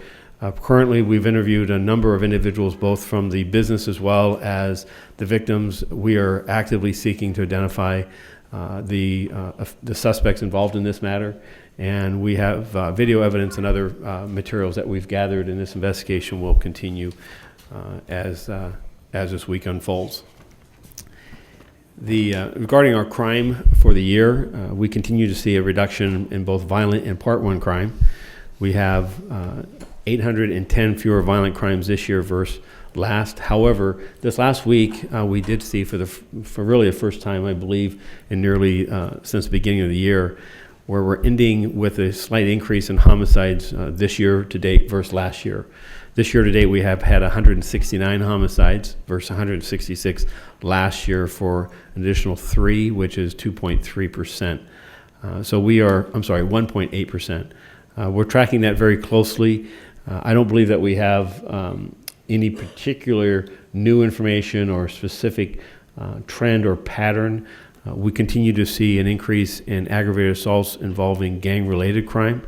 We continue to see an overall increase in victims shot that are gang-related shootings, with an additional 11 this year versus last. But I will also say that overall gang crime has slowed, where today we are at a 1.6% increase. That's 43 additional gang-related crimes this year versus last. And that number has dropped significantly from a few weeks ago, or perhaps a month and a half ago. I believe that number was closer to 70 to 80 additional crimes. Regarding our overall shooting victims, we're at 25 additional shooting victims this year versus last. Again, that's a number that has stabilized around 20 to 25. And again, in March and April, that number had climbed to an additional 70. So the summer we have seen a slowing of our violence, but yet it is still too many shooting victims and still too much gun violence. In regards to officer-involved shootings, with none this last week, we were reporting 19 officer-involved shootings this year versus last. That number was 25. That's a 24% reduction, with 8 fatal officer-involved shootings this year versus 10 last year, for a 20% reduction. Regarding our traffic collisions, overall, we've seen a slight reduction in serious injuries and death related traffic collisions, 910, of which 145 of those are fatal, versus 928 last year to date, of which 146 were fatal. Regarding DUI, this is an area that I've got some concerns, where we've seen an increase in both the serious injuries and deaths, with 56 serious injuries and death this year that are DUI related. 12 of those are fatal. Last year, that number was 46 overall, of which 8 were fatal. We do see year after year reductions from earlier years, as in 2015 and 16, but this bump that we're seeing right now is we're paying attention to where it's occurring and what our efforts with our traffic enforcement to identify DUI drivers and remove them from the street. I am happy to say that overall DUI-related collisions are down citywide 12%. And when we look back to 2016 and 2015, that number is closer to 30%. So overall trends are good, but we've got a bump here relative to the serious injuries and ones involving fatalities. Our pressure continues to be in the area of motor vehicles versus PEDs, with 77 fatal motor vehicle versus PEDs this year versus 73 last. Our efforts will continue to focus on those areas that are seeing the highest level of increase. And I earlier reported to this commission that the highest number of fatals for pedestrians were 77th Southeast and Southwest. I'm happy to report that just this morning I received an update from our Transit Services Group, where we have seen a reduction in pedestrian-related fatals in those 3 commands that we believe is attributed to both our efforts with DOT to establish more effective engineering changes with scramble crosswalks and other better lighting and education, but also our Vision Zero resources are coming to bear enforcing traffic laws, particularly speeding violations that are contributing to these fatalities in these areas. Lastly, I will report on our personnel strengths as I do each week. Our total deployment of sworn department personnel is 9,985. Our civilian resources are 2,933. Both these numbers are below our stated deployment numbers for a couple different reasons. One, on the sworn side, there were 2 months, one in April and one in July, in which we took a pass on on staffing and funding an academy class. That was strategic, that was purposeful, and ensuring that we met with and stayed within our budgeted amounts for sworn staffing. On the civilian side, we've also moderated our hiring, and we're also having some challenges finding qualified applicants for variety of civilian positions.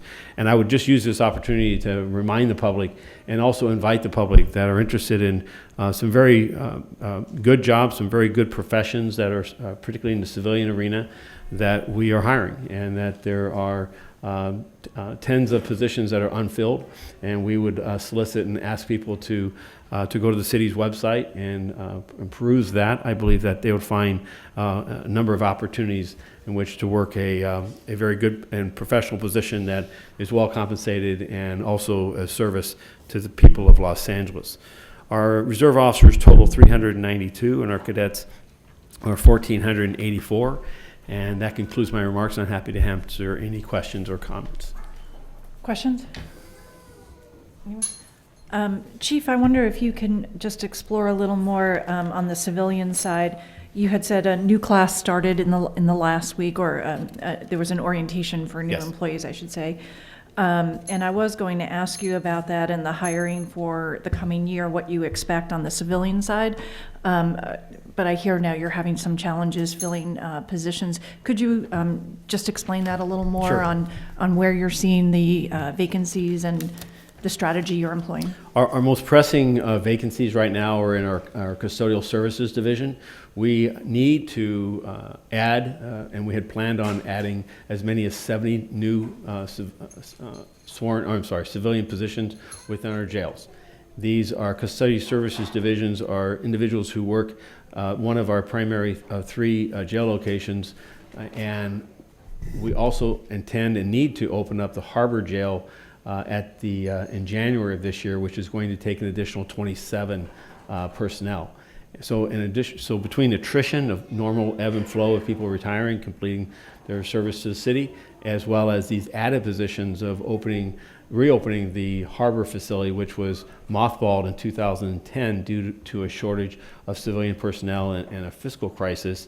It's also my desire to try to find savings within our salary accounts that would allow us to open up another outlying area jail in the San Fernando Valley to reduce travel times for our jail personnel, or for our sworn personnel as they process arrestees. That would take an additional 10. We had a class scheduled for this September, and we still do, but our numbers right now are, we've only qualified, I believe it's about 12 to 15 applicants. Those classes should have 25 to 30 to 40 personnel, and I'm working with Chief Grimala and her staff to ensure that we are aggressive in ensuring that our backgrounds are timely and that they're supportive of applicants who are qualified, but also available, and that we're not bogged down in the process. I believe right now it's not the process, however. I believe it's the applicant pool is not as deep as one would hope, and I think this is which really fuels the nature of my remarks today, is to bring attention to that. I believe that we've made some recent changes, for instance, in the qualifications of people working custody services. Previously, there were requirements of prior military service or security guard service that I believe were not necessarily necessary and may have formed an unnecessary hindrance to an otherwise qualified 18 to 21, 22-year-old that could take a full-time job, perhaps still go to school, perhaps still pursue a career in law enforcement, but at the same time perform very well as a custody service officer with the proper training and oversight. Thank you. Thank you, Chief. Anything else? No questions? Oh, sir. Sorry. A couple of quick ones. First, going back to the beginning of your report relative to the hate crime investigation, if you're able to say, just to clarify, is the department investigating the conduct of the patrons who allegedly started the incident, or are you looking at the conduct of the allegedly heavy-handed security officers, or both, or which are you investigating? We're investigating the conduct of everyone that was involved there as to what occurred. Both the initial actions involving an apparent dispute involving patrons, what started that, what fueled it, what was the conduct of each of the individuals, as well as the involvement of the personnel from the restaurant themselves. We're seeking witness statements. Anyone who has information about that, please contact the central area. We're very desirous. The allegations by the victims of this is that they were treated differently because of their expression of being transgender women, and as such, we take that very seriously, as the mayor indicated in his remarks over the weekend, and I'm echoing that such acts of hate are intolerable. They warrant what occurred that day, which was the immediate response of our night watch detective and notification of our personnel. Chief Arcos has been monitoring this investigation over the weekend, as has Chief Gramala, and Chief Arcos has kept me briefed on this as well. And at this point today, what I believe our most critical aspect is identifying the suspects involved. So if they are listening to this, or if this information comes to them and they believe that there's other information that the department's unaware of, the best course of action is to step forward and allow the department to learn all the facts of everyone involved. Excellent, thank you.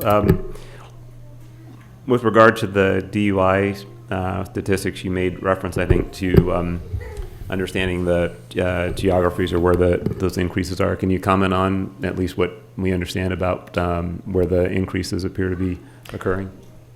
Commissioner, my apologies. I'm not prepared today. I can certainly follow up outside of this meeting with you as to exactly where those are, but I did not have that information. Okay. And then with regard to the hit and runs, there's been a number of those just recently, but in particular some high-profile ones recently. Does the department have a role in recommending any changes to either the speed limits or signage? You often see a call from the community that is complaining about a particular intersection or area that is unsafe. And do we leave it to the community to push that boulder up the hill in calling for changes, or what, if any, role does the department have in recommending any changes if they're warranted? We do have an absolute role, as does the Department of Transportation. We work with our city council liaison, as well as the mayor's office, and petitioning for lowering of speed limits. The state, this is a matter that's tightly governed by state law and involves what I believe is out-of-date laws relative to speed traps and constraints that limit our ability as law enforcement professionals to lower speed limits because of a belief that the speed limit should be, I'll just simplify, based on a median measurement of what the average speed by 85% of the people driving that road is. And that is the beginning point of then an evaluation of taking a speed limit, say that was 45 miles an hour, taking it down to 40 or 35 or 30. There are constraints that if the average speed on that roadway through surveys is 50 or 55 miles an hour, then that is a high water mark that causes us to only be able to limit the reduction, I believe, to 5 miles an hour.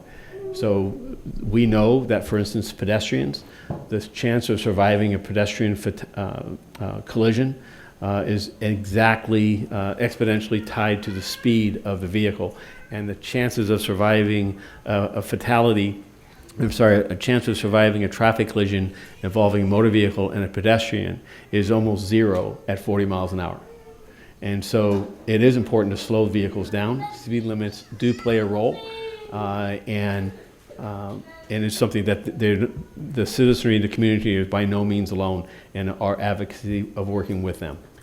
So in a particular situation, when you complete an investigation and determine in the situations where speed was a determining factor, and in some cases, of course, that's just the behavior of the driver involved, right? I'm saying in a particular location, you may have an isolated incident where a particular driver was just exceeding the speed limit, or you may look, and this is really the question is, would you look over if you're doing a number of investigations at a particular area, intersection, or what have you, is there some point at which you would look and see, it's the speed limit that is the issue and not just the speed that a particular driver was traveling? And in that situation, where does that information go? In other words, is there a process for regularly reporting that to whatever officials have some responsibility and ability to address it? Oh yes, so the movement of traffic around this city is something that the general manager of Department of Transportation, as well as myself, these are keen interests that we have. We have what's typically known as a high injury network. These are streets and locations, corridors that we have seen high injury rates. And this is done, collected statistically over time. And then engineers working with the department, working with elected officials, then try to understand the nature of those collisions and what about the locations that may be contributing factors or helping hands with this. The enforcement efforts of the department have historically been centered on those high injury networks and complained of locations.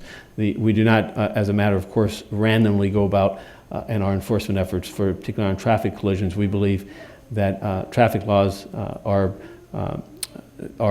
one of the tools that need to be considered and actively used. I'm happy and thankful for the council's support of 3 years ago that allowed us to restore radar certification on a number of our streets across the city that were involved in these high injury networks, which now is resulting in our officers' ability to take enforcement action. We've seen an increase in overall traffic citations. Again, this morning, the number was more than a couple thousand more citations year to date now for speeding versus last year. I think it was 18,000 and some change versus 16,000 the year before. So these are absolute steps that we're engaged in.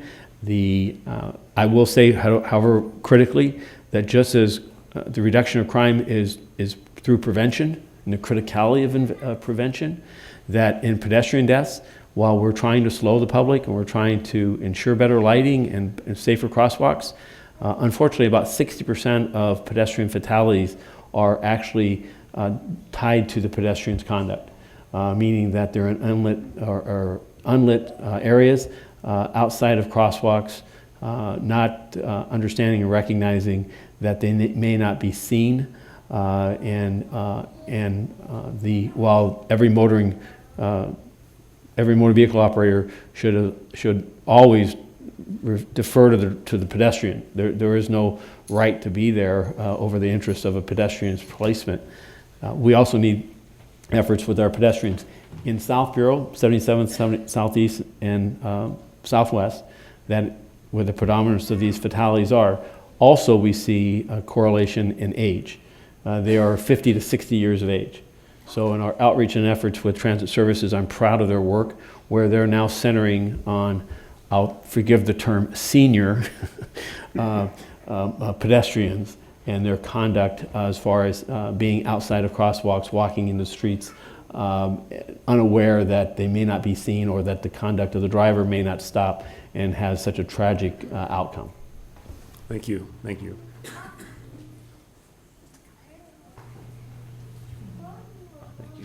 And I'm sorry, I thought you said you didn't have any questions, so I apologize Nope, for no problem. that earlier. Thank you. Madam Secretary, the public comment cards? We have 8 comment cards.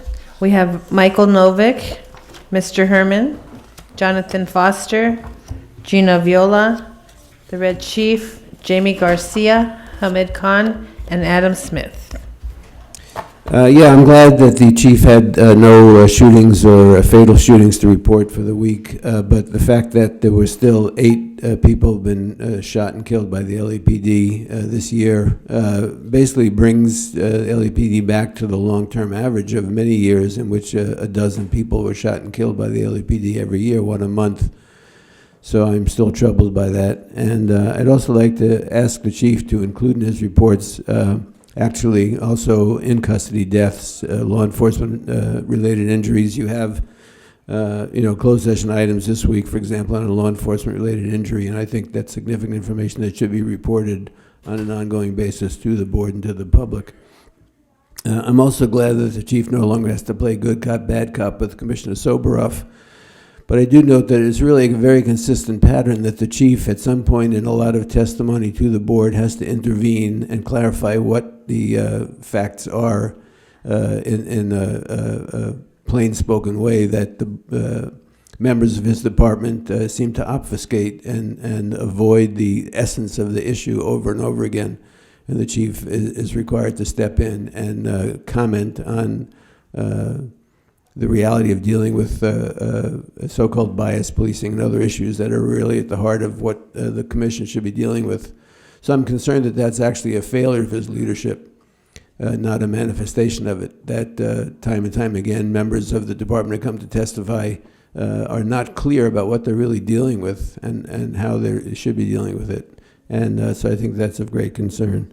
So I just think that the chief's reports are lacking in the regard that I talked about. I think that there's more than just fatal shootings or other fatalities and other incidents that take place that should be reported on. Thank you. Thank you, sir. Mr. Herman? Like I said earlier regarding the Baltimore Police Department, the training of the Los Angeles police officers on how to interact with individuals with mental health disabilities is disgusting. Unreasonable modifications to policies, practice, and procedure to afford people with mental health disabilities the equal opportunity for police intervention. Not that French had to die, nor did his parents have to get shot over some fucking stupid, dumb asshole who didn't follow the policy. And interchange not with de-escalation that you're trained for, but rather vicious assault upon a family and a disabled person. Officers often resort to quickly by using force against individuals with mental health, and circumstances come out of order. Who poses a direct threat nowadays? We got threat management unit to control that shit. We got the TROs to control that shit. When you pull that gun out on Wayne Spindler out there in Van Nuys and pointed that rifle at his head, what were you trying to say? Shut the fuck up? SLAP, slap? That's what you said. And he fought 2 TROs simply to regain his name after you made those charges, allegations of being a terrorist. Who's a fucking terrorist now? Who are the fucking terrorists? People are afraid to come in here and participate in these meetings. People know that the LAPD doesn't protect them. But yet there are a few officers, the good rank and file, who deserve all credit for protecting the rights of citizens by not engaging in such evil, malicious behavior. 42 U.S.C. 1983. Fuck you. Mr. Foster? Hi, this is on the Gresario Mack murder. This is a picture of the female officer who's kicking him, lying face down after being shot. He's still alive, and this officer needs to be fired. Juan Jose Diaz is part of the Grateful Dead, a term that means someone who died and couldn't afford their burial and someone else paid are the Grateful Dead. That's what that word means. A guy who I had to call the police on 15 years ago walked up to me on the drums and read my fundraiser sign for Juan and broke out $1. And I hadn't seen him in like 5 years. And I thought it was nice. And I stood up and shaked his hand for the first time in 15 years. Your sanctuary city policies killed Officer Juan Diaz. Special Order 40 killed Juan Diaz. California Values Act killed Juan Diaz has also killed the black CHP officer who was a motorcycle officer who was a black guy killed by a Hispanic Latino. Last part. Have you noticed that on Native American land, there was a United States police officer killed for telling someone not to spray paint a building he didn't own, on land he didn't own, in a country he didn't start or own, and is not the 12th great-grandson of any real legal owner of the United States of America, was killed over an issue not actually related to him. And this is not an insult. That's not an insult, okay? But it does speak to how insane the United States of America is. You guys are all protecting a bunch of stuff. You don't own nothing here. What do you own? What do you own? You don't own nothing here. You didn't start the place, did you? You're not the Queen of England. You're not part of the families that started this. You don't own nothing, and you people are getting shot dead for it. And I don't like that. That's what I don't like. Thank you, sir. Ms. Viola? So I think your report should start to include where you are in the process of bullets found out of policy. Ryan Lee and Martin Robles, both were bullets where they executed Grishario Mack, were found out of policy. So I think we have a right to know what the status is on those employees, and if you're going to be firing them or when you're going to be firing them, as we demand. Also, I think you should drop the charges against John Penny, the houseless man that 10 officers swarmed and tried to execute last week. Now you have him up for 3 charges? That's incredible. The other thing I would like this report to include, when you report on officer-involved shootings, stop calling it that. Officer shoots civilian. How many of the 8 that were shot, what race are they? I think you need to include that in this report. I think that needs to be on record every week. That's all I've got. Thank you, ma'am. Red Chief Hunt? He's not here, ma'am. Don't see him. Ms. Garcia?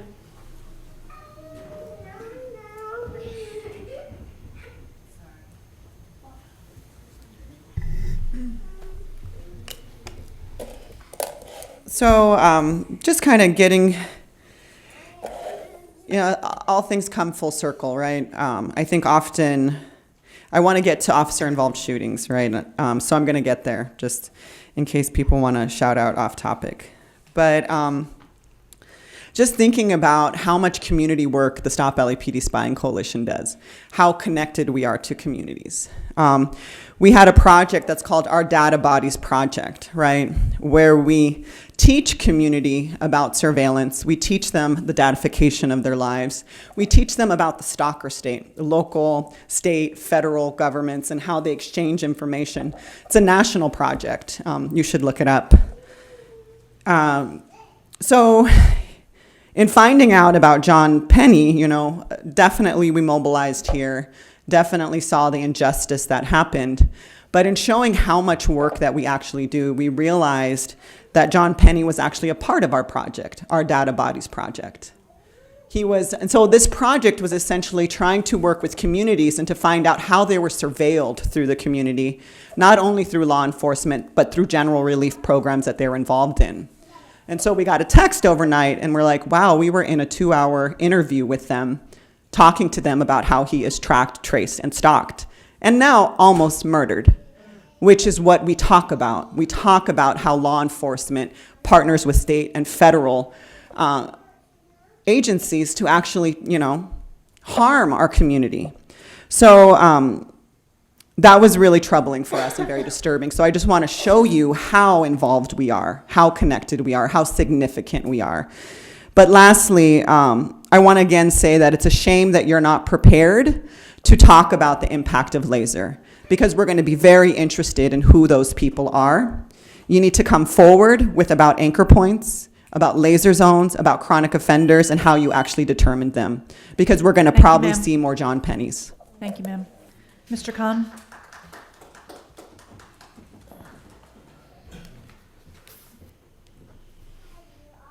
And just to pick up where Jamie Garcia left, so the project Our Data Bodies is really looking at the intersection of surveillance and public benefits And particularly, we looked at the impact on houseless folks.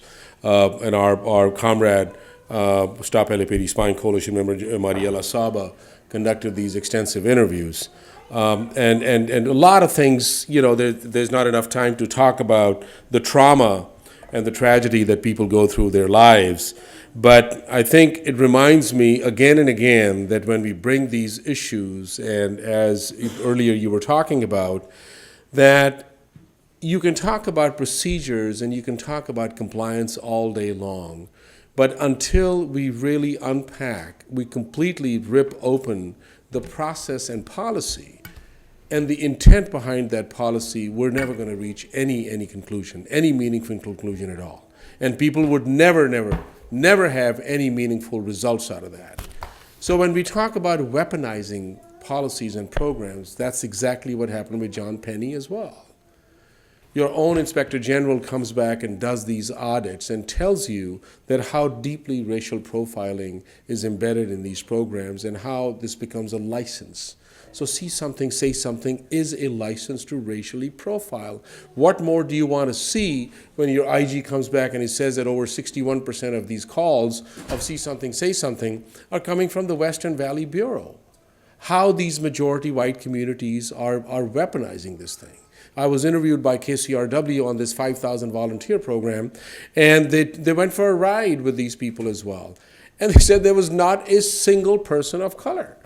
Not a single person of color in that thing. So now, again, you're weaponizing these programs where, people already within a white supremacist system think like police, act like police, and the suspect bodies have to be policed. Thank you, sir. So we've got to stop these shenanigans and get... Thank you, sir. We'll come back on public comment.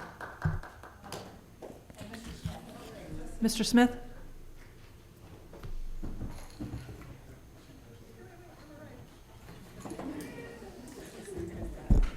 Hi. I didn't write anything down again, so I apologize for the rambles.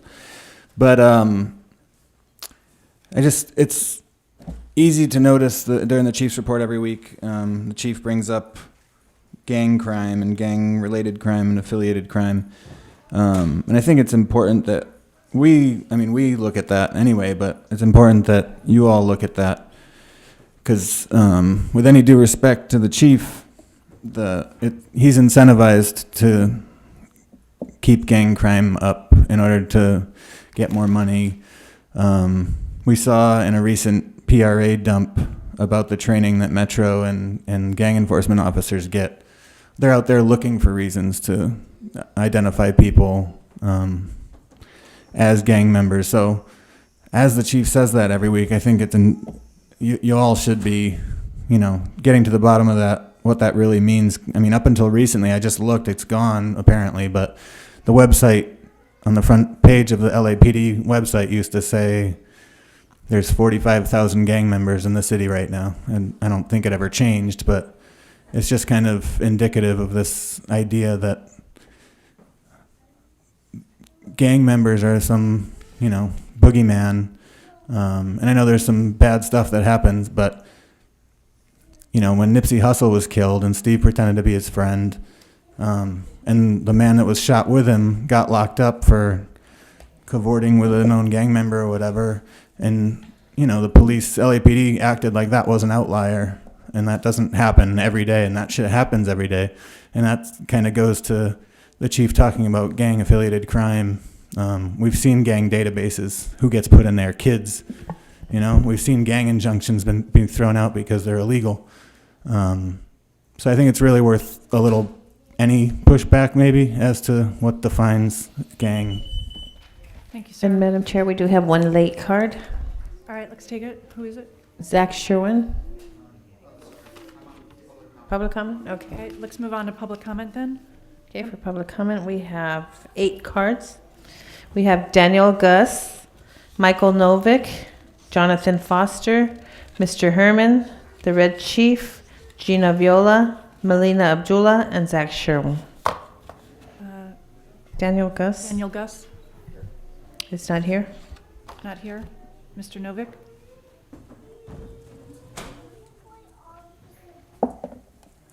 Yeah, once again, I think that the police commission should be meeting in the evenings out in the public. I think that you would be held to a much higher standard of oversight than you currently hold yourselves if that took place.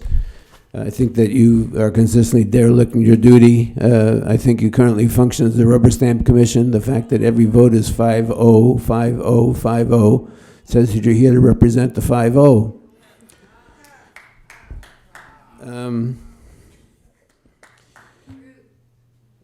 When I came in this morning, I was asked for my ID. That's the first time that's happened, and I'm curious. There was a recent disclosure that at the Chicago Police Board, the police department was conducting background checks on everybody who came to speak to the police board in Chicago.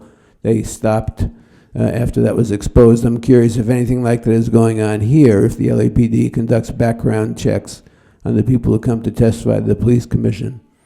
So I think if you don't know whether that's the case or not, you should look into it. I think that the kinds of business that took place, again, this week alone, I think that if you held your meetings in the public with a lot larger public participation, and if the media then were alerted to what was going on behind the closed doors, that you then proceed to, there would be a lot more oversight happening. I think that you need to think seriously about how unwelcoming it is to the people that are most concerned about the issues you're dealing with to have to come inside the police commission and inside the police administration building to talk to the police commission. I'm glad that there's less of a phalanx of police around the room than there usually is at these meetings, but it's wrong. Thank you, sir. Mr. Foster.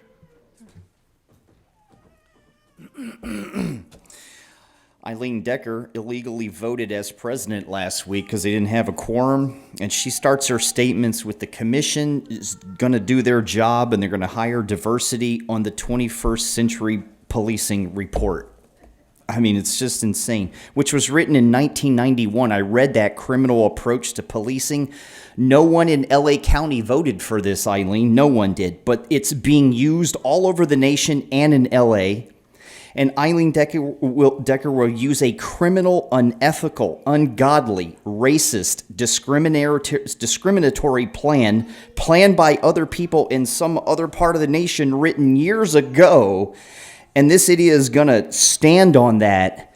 The whole LAPD is not a police force. It's told what to do by the District of Columbia. The USA really doesn't exist if you know the law the way I do. She finally spoke of de-escalation, kind of hinted at the issue of shooting unarmed people, which can only happen with police with full body armor and net guns, okay? The first issue that you should have said, that was the first issue, is that LAPD murdering unarmed people, but she didn't say that. Then she spoke of policies, of LAPD policies, that she stands with these policies to adopt the intent of the reports and recommendations. But notice how just right now in 2019, someone still is not changing any paragraph the LAPD stands on to be able to justify murdering somebody when I have supplied tangible solutions no one adopted that will achieve the goal. My way will work. Where no LAPD gets shot, no police officer gets shot, then they don't have to shoot nobody. How much do I have to say? Do I have to escalate it? Don't listen to what I'm saying. Thank you, sir. Mr. Herman. Let the record reflect the guidance on ADA regulation on non-discrimination on the basis of disability in state and local governments. Does it meet both objective and subjective standard? Services under 28 CFR PT 35 APP point B at 686/2015. Law enforcement agencies and officers are required to make appropriate efforts to determine whether perceived strange or disruptive behavior is a result of a disability. All I said regarding Obama and the mayor is fuck the nigger. he will have a 50 cal in the head soon. What a Nick has done anything right. Why is that? Why have they done anything right? You shoot people that have disabilities. You shoot their members of the family, cold blood shot, simply because you can't de-escalate. Then you threaten people with the TMU and the TROs, and you take their ass back and forth to those courts, wasting the taxpayers' money. Is it a credible threat? Is me raising my voice a credible threat? Is me waving my arms a threat? Me pointing my finger a threat? Me looking down the barrel of these people a threat? No. But you sure hell know how to waste state money and get those fucking judges in there to waste our time. Bagdasarian Walter Edward of Pasadena did not commit a crime. The Ninth Circuit ruled it. It's here. It's right here. Watts versus the United States. Brandenburg versus Ohio. And Armando Herman will say, fucked up. Madam Secretary, I didn't get the final three names. I'm sorry. Gina Viola, Melina Abdullah, and Zach Sherwin. Thank you. Ms. Viola. So I have to point out again that you put off voting on your new positions until you had a full quorum. Why didn't you wait until this week when you do have a full quorum? You told us you absolutely could not take that vote until you were all present, yet you went ahead and did it last week anyway, and you could have waited 1 week more. So it just points out your inconsistencies, your hypocrisies, your lies. I had an officer follow me out of here a couple weeks ago and ask me what happened to me that made me hate police so much. And you're nodding your head at me now. I don't hate the police. I hate that the police have no accountability. That's what I hate. I hate that you will rally around police when they do wrong to protect and keep things in secret as opposed to being transparent. This Costco situation is deplorable. I don't even know how you're getting out from under that. I really don't, other than making music videos about it. But you have an off-duty officer who shot an entire family in a Costco. You should be out in front of that. You should be telling us everything that happened and telling us what you're doing about it if you want us to trust police. How dare you shake your head at me about that? How dare you shake your head at me about that? What I hate is this process. Where I have educated myself about how policing is done and not accountable has happened here, in this room, week after week. And what I have seen is unequivocally, all you do is protect white, wealthy landowners. That's all you do. Every system that's designed for the LAPD to do its policing is to displace people, and it's racist and it's wrong.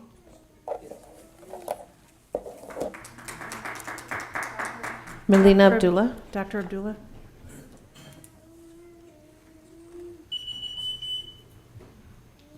So there's just a couple of things that I wanted to raise, Ms. Decker, if you can pay attention, because it's really for you. Okay.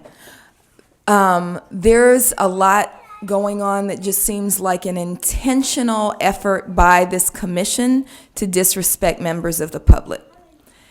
You have an opportunity to shift things. As the new president, we'd like you to change things and change that approach. There's, the way in which we're treated by the police as we enter the room, but also really basic things that you can do, like letting us know if police commission meetings are going to be canceled. So I'm going to lift up that we know, those of us who regularly attend know that commission meetings are usually canceled the Tuesday after a Monday holiday. Can you let us know if this week's or next week's police commission meeting is going to be canceled? And this is why. We try to reach out to the families of those who might be on the agenda. Albert Ramon Dorsey should be coming up pretty soon. His family lives in Washington, D.C., and would like to fly out for that meeting. However, if we don't know if the meeting is happening or not, this is a wasted trip. And so those are the kinds of things that you could help with.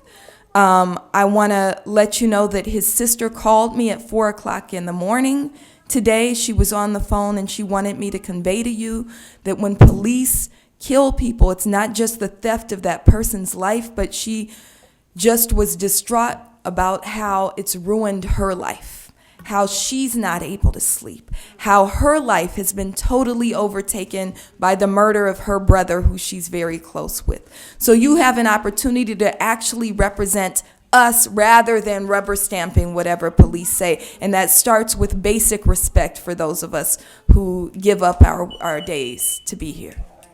Thank you. Mr. Tiefenk, next week's meeting is canceled, and that's on the board website, is it not? It will be this afternoon, yes, ma'am. Okay, there will be no meeting next week, Dr. Abdullah. Mr. Sherman, is he the next speaker? Sherwin, Sherwin, yes. sorry.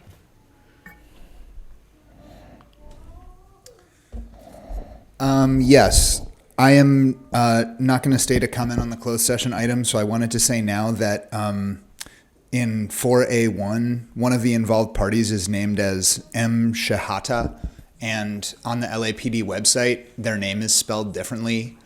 And while it may seem like a small thing, it's important to take these people seriously.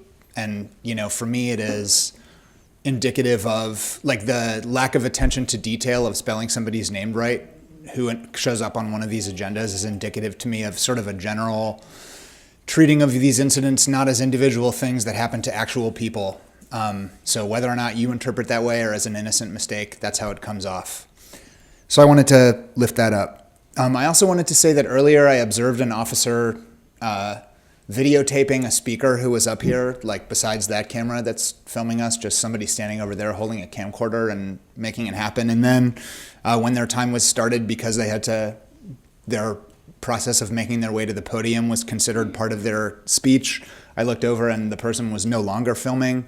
Community members were saying Brown Act, so I don't know. It strikes me as a little shady that sometimes people are additionally recorded and other times they aren't, and what's going on with that. And I also want to speak to the fact that these meetings, as so many speakers have brought up, are not being held at the time and the place they should, in the evenings when community members who are more directly impacted by the matters discussed here can attend in greater numbers. And I have to say, Chief, that during your report, when you said, I want to remind the public that there are all these great jobs available, like the members of the public who are here who aren't cops are people who are up here to hold this department accountable. And I was just thinking about how such a comment would play like out in the community when perhaps more community members could be there. It was a thought I was struck by and wanted to share during this brief 2 minutes that we're all allotted. Thank you. Madam Secretary, is there public comment on the closed session items? We have 2 cards on each item. We have Michael Novick and Mr. Herman on 4A1 and 4A2 and 4B. I'm sorry, same two So speakers? the same 2 speakers on all items. Did you want Mr. Herman? I'll do my comments on all 3. So 4A1 is officer-involved shooting that has 3 parties involved, and then one detective, 1 officer. The previous speaker already commented on the fact that one of the names seems to be wrong. I think that if there are 3 involved people being shot at, those are actually 3 officer-involved shootings, not 1, even if only 1 officer did the shooting. I think that overall, although it's important to pay attention to the individuals who may have been victimized in those shootings, I think that it's imperative for the commission to look at these more systematically. This is the 54th and 56th incident last year that rises to the level that requires board action. So, and that's a little better than some previous years because that was within not even 10 months. But, you know, historically, you've often been about a year behind. This is a little bit less than a year. But the question of these shootings is a systemic question. That's what people keep coming up to you to say, that you have to look at the question of the pattern and practice, not just the policy, and you have to come up with something that will change that relationship in a much more fundamental way than you have. It's not a question of exonerating one individual officer in one individual shooting. Is trying to understand why these keep happening over and over again. and what we can do about it to change the culture and nature of policing in this city. In relation to the law enforcement related injury, you have, in this case, one involved party, but 7 officers involved in that injury in some way, shape, or form in that incident. And so again, you're talking about just this week alone, 9 police officers involved in incidents that require some analysis, inspection, and oversight by the police commission. So that's, over the course of a year, that's a lot of officers that are involved in these things, and it's not just the individual officers. I think that they often, it's not a question of only the individual officers involved. It's a question of what the department sees as its mission, what the civilian authorities in the city assign the police department to do. And what we're saying to you over and over again is that we see white supremacy in operation in this city, and that the police are enforcing a set of rules and regulations that impact people differently because of their color, because of their economic status, because of their condition of whether they're housed or not. And you have to deal with that systematically. My last comment will be on 4B, which is the evaluation of the chief of police. So I think that what I said earlier holds true. I think the chief is extremely sophisticated, very knowledgeable, and nonetheless, the things he tries to speak about when he intervenes in these presentations to the board, which consistently cut to the heart of some of the issues around race and around gender, and around the need for policing that does not discriminate, is not reflected in the department as a whole, and it's consistently the case that these other officers come up, and at some point he has to step in to say what's really going on. And I think that that's a failure of his leadership, not a manifestation of it. And so if you're considering the retention, I don't know how this works exactly on the annual evaluation, but I think that your evaluation should be that the LAPD under his leadership is still failing the people of the city. It's still mistrusted with reason by the people of the city, particularly people of color, and that fundamental changes have to be made. And if he's not making them, then you have to find somebody else to do it. Thank you, Mr. Novick. Mr. Herman?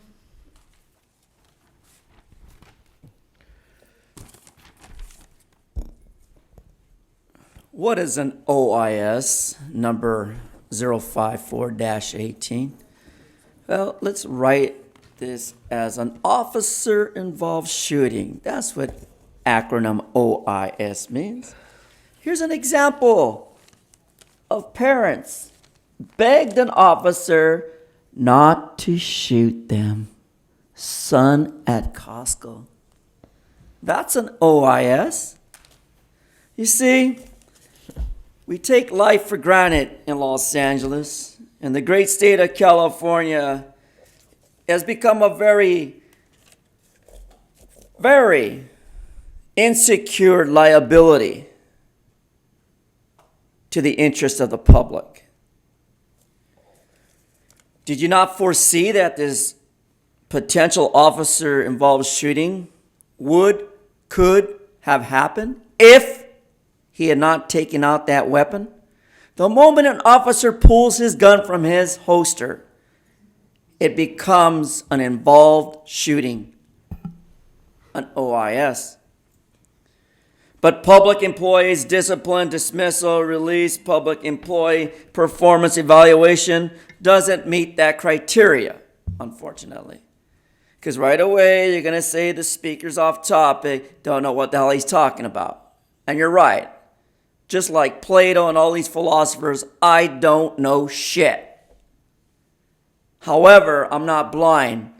Mr. Bonner's not blind. Ms. Decker's not blind. Shane's not blind. And yeah, Ms. Villa down there, who finally spoke at one of these meetings in the last 2 months. I get to hear her voice. Very nice, Ms. Villa. Sir, you're Thank not you. on topic now. Oh, then going back onto this is multiple items, right? You bunched them? You Correct. have sufficient time to Then address going the items on the the agenda. item regarding what we call LERI. This is symbolic I, which means law enforcement related injury. Well, we just had a member of our family die in a car. A member of our family died in a car. Who the fuck leaves a K9 in the car to die nowadays? Sir, you're not on topic. Well, I'm regarding it as an example how an involved party, the law of enforcement related injury, similar to Thomas Malcolm. Sir, you need to move on now if you want to address item 4B, 4B. Oh, there it is. the performance evaluation. So in regards to the performance evaluations, all our rank and file who don't engage in bad behavior, I merit their performance. Good actors.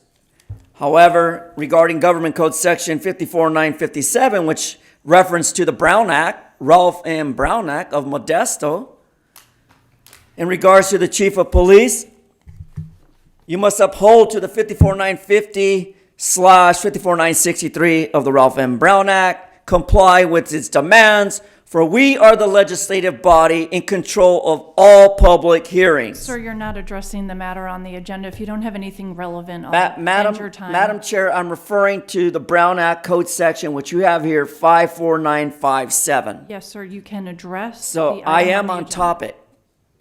I am on topic. I'm trying my best with my ability to stay on topic.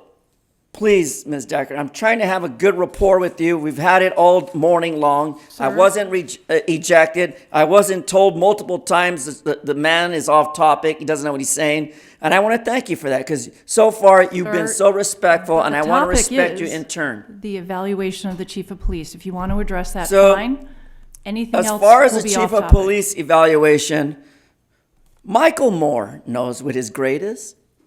He's heard the public's outcry what it is. I can only satisfy it with an exceptional B plus, which means work needed. Because as I was told by the chief of Pasadena and the police department of Cerritos, Mr. Herman, thank you for acknowledging our police officers. All us chiefs have a very difficult job, and yes, rating us from A through F is a very difficult challenge of our commissioners. However, your significant interest in points on brief cases wakes us up to the challenge of how we must de-escalate in grading our great chief of police or our poor active police. But in this circumstance, Chief of Police Michael Moore, from Armando Herman, advocate, TROM enemy, notorious BIG, for a fact by the Threat Management Unit, would like to thank you for your service, sir. Because I might not have another opportunity like this because I feel my life is at threat here at the podium. Thank you. Madam Chair, I actually will reserve my time at this point and dedicate it back the remaining balance. We'll stand in recess now and go into closed session. Right, Madam Secretary? The Board of Police Commissioners will now recess into closed session to discuss items number 4A1, 4A2, and 4B in accordance to Government Code 54957.